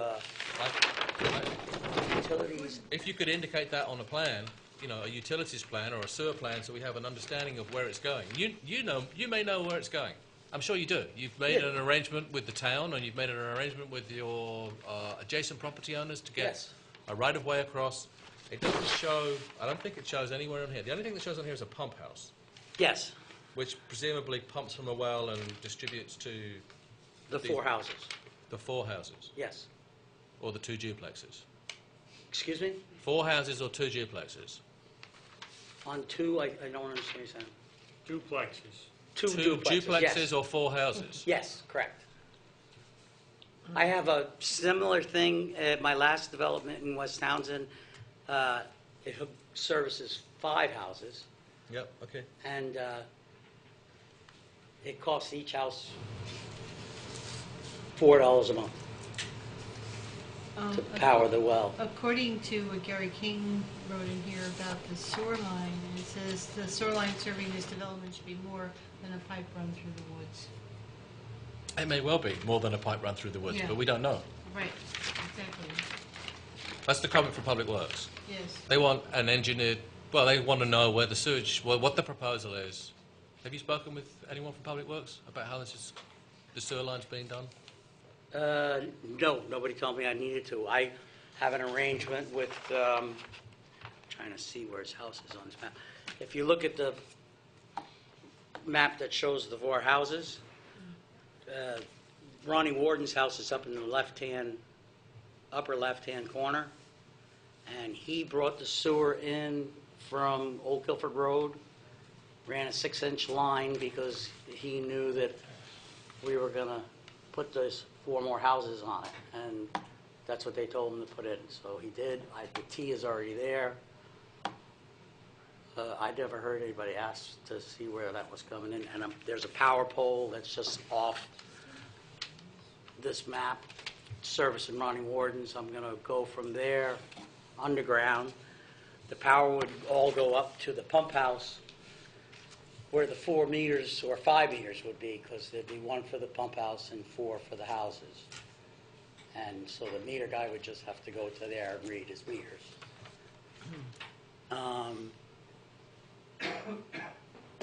Everything's underground. Now, according to one paragraph here, it says that the application has to demonstrate at the time of the subdivision that they have suitable water supply, and goes on to say that the applicant does not demonstrate that they can meet the Vermont potable water supply rules with the required setbacks for well locations. That seems to be something that needs to be addressed also. Well location? That it will produce potable water. Okay. All I can tell you is how we did it in West Townsend with 5 houses, 5 individual houses. That we got the well, we hydrofracted it, and we got the production up to about 7.5 gallons a minute, and then in the pump house, which the well would be right next to, I dig a 8-foot cellar hole, cement foundation, and before cap it, I put a 1,500-gallon storage tank in that, and then insulated the roof and capped it, and from there, water lines to each house. And the state required a couple of basic, water testing to make sure the water's okay. And then my last buyer went through Rural Development Housing Authority, which is Department of Agriculture, so now we got to the federal. And they required a couple of more water tests for it. But other than that, that's it. It's done. It doesn't have to be tested every year. It doesn't have to be, it's just like you have your well at your house. I do have, just before I go to the public, I do have one question for you. Is there anything that you can do with the road location that manages the grade a little better? I mean, we've got the grade, you've got very steep grade there. You've got 15-16% for the opening portion of onto the property. That's steep, no matter which way you look at it. Even though it does soften out to 9 and 8 and 6 and finally flat at the top, you pretty much have a straight road, bang up the hill. Can you consider modifying the grade in some way or another by serpentining the road or putting the road at an angle or something like that? That also will help with water runoff. When you serpentine a road, it doesn't run down like a river. It goes underneath and the road bends around and the water can go off to the side. I mean, there's management methods to deal with that kind of stuff. I'm not your engineer, but I'm looking for, is there anything that you can do? There's serious concerns by the fire department about that grade. They got to get fire trucks up there. Potentially have to get fire trucks there, 16%. And I'm going to ask you to take a look at that. I mean, if you come back and say, no, the road has got to be where the road's got to be, then we'll consider that. But as you're going back to the engineer to look at the road placement, construction, culverts, drainage, and all the issues that there are with the road, then maybe you should discuss, can we soften this grade somewhere to level it out at 12 or, get it down to 10? That's just a request. If it can't be done, it can't be done. But that's that. I'm going to ask the public to if they've got any comments on this application, having sat here for. Sorry. Before you do that, can I make one last comment? Yeah. I think what you just asked me to do actually is what we did, because on the old map, the road went straight up, and the new road that we redesigned bends and goes across the grade and then goes back up. I don't have the pleasure of the benefit of the old map in front of me, but maybe that's. So we have done that. I mean, the road went straight up to the houses to the southern part of the land, where land of farm, state of Vermont. So what we did was turn it to go across the grade. So we have done that already. I know. I think it's on here. We're going from 610 to I don't know 630. What's the grade of this portion? I don't know the grade of the lower portion, not on your property. What is the grade on that portion? Yeah, do you know? It's pretty flat. I don't know because. So it goes into your property flat and then up we go. It goes up. It's not flat, but if you look, I mean, it raises 10 feet in what's shown on this map. So I can't. 10 feet and I can't tell you. It's not terribly steep. I know that. And where the steep part was here is that's why we turned the road to cut across it, because that seems like the best thing to do when you have a steep section, is to cut across it. You probably that lower section is probably still at 5 or 6%. I mean, I'm guessing it says 10 feet and 60 feet. That's. Still at 16%. It's what? The lower section of the road is what's running at 15 to 16%. No, he's talking about off the property. Yeah, you don't have any contours on that. Well, there are some to the side. Yeah. I mean, isn't this where we did the site visit? We walked Yes, in it is. here? All right. Sorry, it's 10:40 and 10:40. Yeah. I'll be brief. I'm Michael Hertz. I'm representing the neighbors. because I'm not sure why this got a new number, since it really is a continuation of what we started back in November. I guess I would ask that they can they be combined for in case there is an appeal. The record made back then can be included as part of this record. Sure. Brian, you have a comment on that? We changed the application number? We did. We rewarned it, but I would ask the chair to enter all the hearing materials from Sure. the last hearing. We'll enter all prior materials from the minor subdivision determination into the record of this application.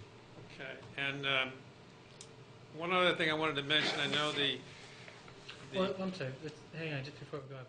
Is that right? You don't like that? Each of the stages of a phase application lives and dies on its own. So if we have a site plan classification process, and then we have a if we have a subdivision classification process, and then we have a subdivision approval process, we can decide the site plan classification. And if we do that, then we close that evidentiary hearing, we issue the findings, and then we rewarn the next step, which is the subdivision approval process. But my understanding is we've only continued the site plan classification, that we did not close the evidentiary hearing, and we didn't intend to issue written findings from the site plan classification. I could be wrong. But if we have closed that hearing, then we need to have issued those findings. And then and we've issued the findings? We did, okay. yes. And so those findings are those findings. And that decision was that decision. We don't incorporate that decision into this application. This is a new and separate application for subdivision approval. And if the applicant wants to appeal the subdivision classification, or an interested party wants to appeal the subdivision classification, they have 30 days from the date of the issuance of our findings. But we don't incorporate them into this hearing. Would it be possible to reintroduce some of the technical testimony that's given last time? So are you asking, say, for instance, for Mr. Stevens to reintroduce his letters that were introduced in our prior hearing where we did site plan classification that were related to site-specific issues to be re-entered? And I think we could do that, but I just want to make sure everyone understands that we're not keeping that decision open. That decision is closed, and if a party wants to appeal it, they can appeal it. But we're starting fresh with a new matter. Correct. Okay. We haven't seen a written decision. I don't know what he's talking about. 2011-217, there was a written decision signed and should have been distributed on 29th of December. I never saw it. Who? Sorry? So is that what we did? I can't remember. I may have missed that meeting. No, you. I There think was site plan. We did site plan classification. So we did subdivision classification. We said minor. Yeah. And that's where the conditions came in. Correct. So while Brian takes a look at that, now I understand how this process has worked a little bit. We issued decisions, a decision from our site plan classification that clearly set forth what we expect for the subdivision classification. We clearly set forth in that decision what we expected to have for the subdivision approval. So, I don't want to. The chair's point to water and bridges is very important, and I will remember it. But you know what we need because we told you in the decision for subdivision classification. Isn't that what Brian sent to my engineer? It may have been, but that's not what we got. So there was a decision issued on there was a subdivision classification done. Okay. And That it decision would be a issued. minor, right? Sorry? That it would be a minor That is- subdivision. That is correct, yeah. And I thought that was appealed and denied. I don't think anybody's appealed it. We're not aware of it. The signature date was the 30th, so we're still within the appeals period. I'll get back to you tomorrow, figure out what happened as far as getting your copies of it. I thought Did Mr. Carasone get a copy, or did he? Yes. Did I get a copy of? Yeah, I think you actually. I mean, he was talking about an by email. certified mail. No, About he a what, sent it by sorry? first class mail, certified mail, and email. Right, that said that it was proved to be a minor subdivision. Yep. I thought that was the only decision that was made. Yeah. That is the only decision that was made. We Right. classified the subdivision as minor. Right. Just read it thoroughly, because at the end of that decision is a condition for all of the conditions we expect at the subdivision approval process, which is what we're doing now. Well, that's why I was, not having gotten that decision, that's why I was surprised. I thought it had been left open. Yeah, okay, I'm glad we can clear The, that up. I know that the previous permit was issued for the so-called duplex or two-family house, but we're getting more concerned about that, and particularly since it sounds like the connector is not even enclosed. I didn't realize that, so it sounds like we're really just talking about a covered pathway, which to me doesn't sound sufficient. And I'd also point out that under Section 260, the subdivider is to apply for state permits as needed and submit copies to the board as part of this process. And I think that would address Dr. Chard's issue about the feasibility of water and sewer. And also under 320, that's copies of the permits are to be provided as part of the final plat approval. But again, I think just the copies of the application should have been provided at this point and still haven't been. And I think Mr. Stevens has a number of points he'd like to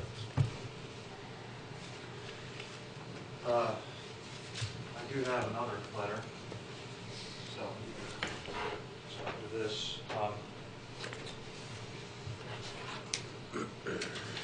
Pass them out as we go through, and I'll walk you through it as quickly as I can.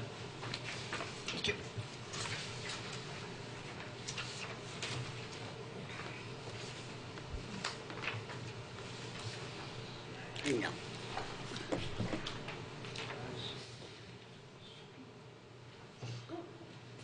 So we have been asked again on behalf of the neighbors to look at this application. Again, to respond, the applicant did take a couple of comments and incorporate them into the plans. And I think, but we still have a series of issues, many of which are just held over from the last time. If I could, I'm just going to go through this as an outline as quickly as I can. We didn't raise this question before, but I think we would raise this question now about the proposed dwelling itself. The applicant is entitled, as I understand it, to a two-family dwelling under this zone. What's shown is a dwelling, as I understand it and commonly accepted, would be a building with two dwellings in it. What you have here is really four structures connected by something like a breezeway. The dwellings are not only separated and connected by breezeways, but there's two accessory structures in between them. So I think under sort of common definition, it does stretch the question as to whether these are in fact two-family dwellings or two single-family dwellings, in which case I don't think they would meet the requirements. Some of the comments, I again have organized these comments under boundary plans. Earlier applications had included a boundary plan prepared by Billy Fitzgerald. This application didn't seem to include that. And so, as was mentioned, lot area requirements, right-of-way requirements, none of those are shown. So it's hard to judge whether those utilities and shared roads and utilities are included within easements and future owners are protected, because none of that's on this set of drawings. Under the roadway design, and again, I've left previous comments referring back to the ordinance, the shared portion of this, we believe, falls under the criteria of a road, a subdivision road, which does have standards. I think what we had tried to say before, and maybe to make it clear, it would be normal and customary in our experience to have grades, proposed grades, shown for the roadway. There are existing grades shown for some of this roadway, and not all of it, but for some of it. Proposed grades would indicate to us what the future slope is in terms of grade, where the runoff will run, where the ditches are, where they're not, where culverts might be needed. We can't judge any of that because they're not shown on this drawing. And what is shown on the drawing does raise questions as to whether it is in fact will work as proposed. There's a profile line shown that shows existing grades. Now, customarily, if you ran a road profile, you'd station it so you'd know where you are along the roadway. The stations are shown in the profile, but not on the site plan. You'd also show existing and proposed grades on the profile, so you'd see where that changes. When you come up the roadway and it levels out at the intersection where the upper road pulls off, for instance, that road as shown has a 16% cross slope. So the typical section is intending for this road to have I should look at it, but normally it's a 0.5% cross slope, not 16. This is banked like this because you're on a side hill. And so that will, obviously when built, won't get built that way. It'll get built leveled out. They'll either have to cut into the hillside or fill the other side, with a resulting difference in grade leading up to that, and a resulting difference in grade leading out of that. And so all of these things are not shown because the road is not graded out, and therefore you can't really understand what the proposed grades are. The intersection itself, on the existing contours, is about a 14% intersection where two driveways come together. That's very steep. I mean, normally we would be looking to get down to within 5%. And in terms of roadways or driveways, 15%, I think, as I included in my notes and mentioned in the past, you might do that on a short stretch where you got a straight run up above and below, but typically the standard is that when you go into curves or areas where you're turning around, you need to flatten those out, below 10% certainly. And in many standards, you try to stay within 10% and then flatten them out at intersections and flatten out the grades along curves. And there certainly are other solutions to this problem. They've already moved the road a little bit. It was on a steeper section. This topographic plan, as we understand it, is different than the last one because they've removed every other contour. This is a 2-foot contour interval. The last one was 1 foot, where you could see some additional variation in the grades, but they've shifted it to up the page, and it is slightly flatter than it was before at the steepest section of the road, but it's still quite steep. And there is, I'm sure, a solution where you traverse the topography to get up to those higher elevations at a slope that's more accessible. On the emergency turnaround, I don't remember where I mentioned this, but again, we had brought up the issue that it is an important safety feature and it's appropriate, and they added that into this. I would like to suggest, I think you can do that emergency turnaround at the confluence of the two driveways instead of building a separate turnaround. It would save money, it would save disturbance. No reason not to turn the truck around where the two driveways come together. You've got essentially the same geometry. So you could eliminate that other emergency turnaround and just define that driveway appropriately with easements around it, and that could be your emergency turnaround without building a second one up there. Under drainage, I would concur with the comments before, and maybe I can put some clarity to this. These detention ponds are designed to hold back the water that is pre-development flow so that it's discharging at the same rate that it is pre-development. The problem with this design as proposed is it takes the entire width, 220 feet of land, of pre-development flow, and then discharges it over 10 feet.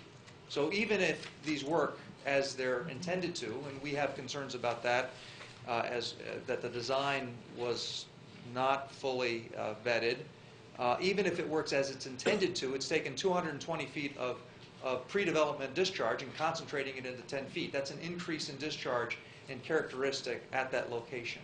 And it needs to be managed some way. I mean, to be very clear, those detention swales need to discharge into some sort of a swale that's sized appropriately, protected from erosion, and carried through to a location that can receive that, some receiving body. It really needs to have a ditch, at least on one side of this road, excuse me, and one side of the road leading to this development so that that water can be carried safely through. I don't see another way to deal with that. You can't take 220 feet of water, collect it into a detention basin, and then spread it back out over 220 feet. And this is a 10-year design storm. You're going to have storms that exceed this. We know that. So you're going to have opportunities where, in fact, you know, we were advocating for detention to mitigate the increase in runoff. I'm not sure that these don't make it worse. You know, now we've got these ponds above the neighboring properties, ponds that don't have an emergency overflow, which we mentioned last time.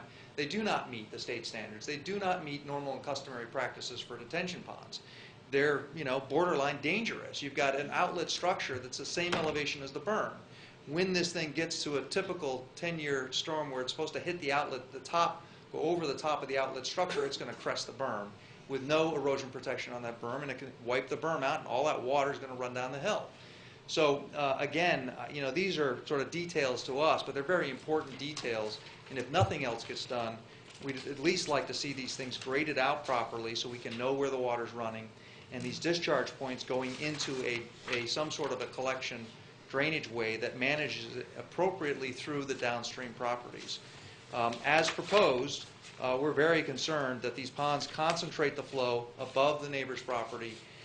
We don't know how the driveway will get built. If it's built according to the typical section, there will be ditches along those sides. Those ditches, there are no ditches on the roadway leading up to this. So what happens to that water that's confined in the ditch when it hits the neighbor's property? You know, it's going to leave the edge of the ditch and run somewhere, but we don't know that because we don't have that information.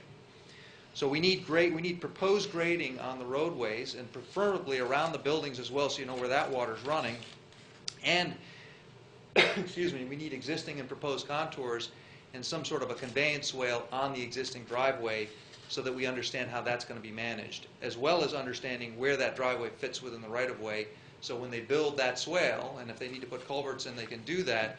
They know that they're in the right-of-way and not on somebody else's property. So again, I did not reattach. We had a number of comments with the, I think you mentioned erosion control, with the HydroCAD analysis that had been done. We did look at the technical data. We didn't go back through. We went and looked to check to see if our comments from last time had been picked up. They hadn't. There's a new set because the upper pond has now been designed, and in that one we can see where they're using more appropriate factors, but the lower one they didn't redo. They didn't include pre-development flows. You know, we think, in our opinion, really doesn't meet the standard of care even for the analysis. Regardless of that, the detention ponds will do something. If they had the emergency overflow and were at an outlet structure and a discharge point, they will help to some degree to mitigate that peak runoff, even if the calculations we dispute about the technical details of that. But the way they're proposed now, in our view, are really not acceptable. So I think that's essentially it.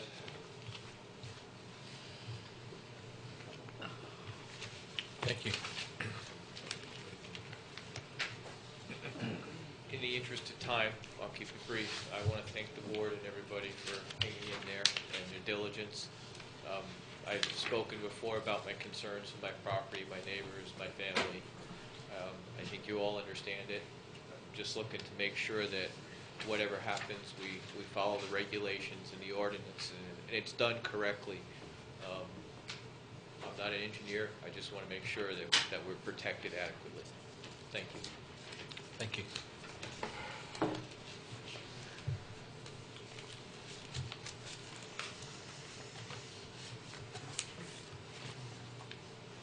Mr. Carasano, we're looking at a continuance. It sounds like it. Do you think, just before we do it, do you think you've got a clear picture of the issues or the items that have to be addressed? I have my notes. Do you want accurate lot size? Did you get, you've got a copy of Mr. Stevens' letter? I did.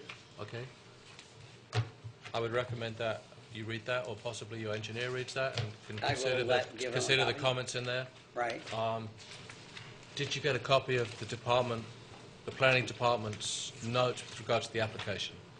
We'll make sure you get a copy of that. Of the what? The notes that the planning department provides in relation to the application. There's some good data in that. The fire department comments, the public works comment, those comments you should have a copy of. I never got that. Well, I'm asking that you accept a copy of it now. Yeah, We'll give you a copy. I get that from Brian? Yep. Or I'll give him yeah, mine. you can have Catherine's copy. Take mine.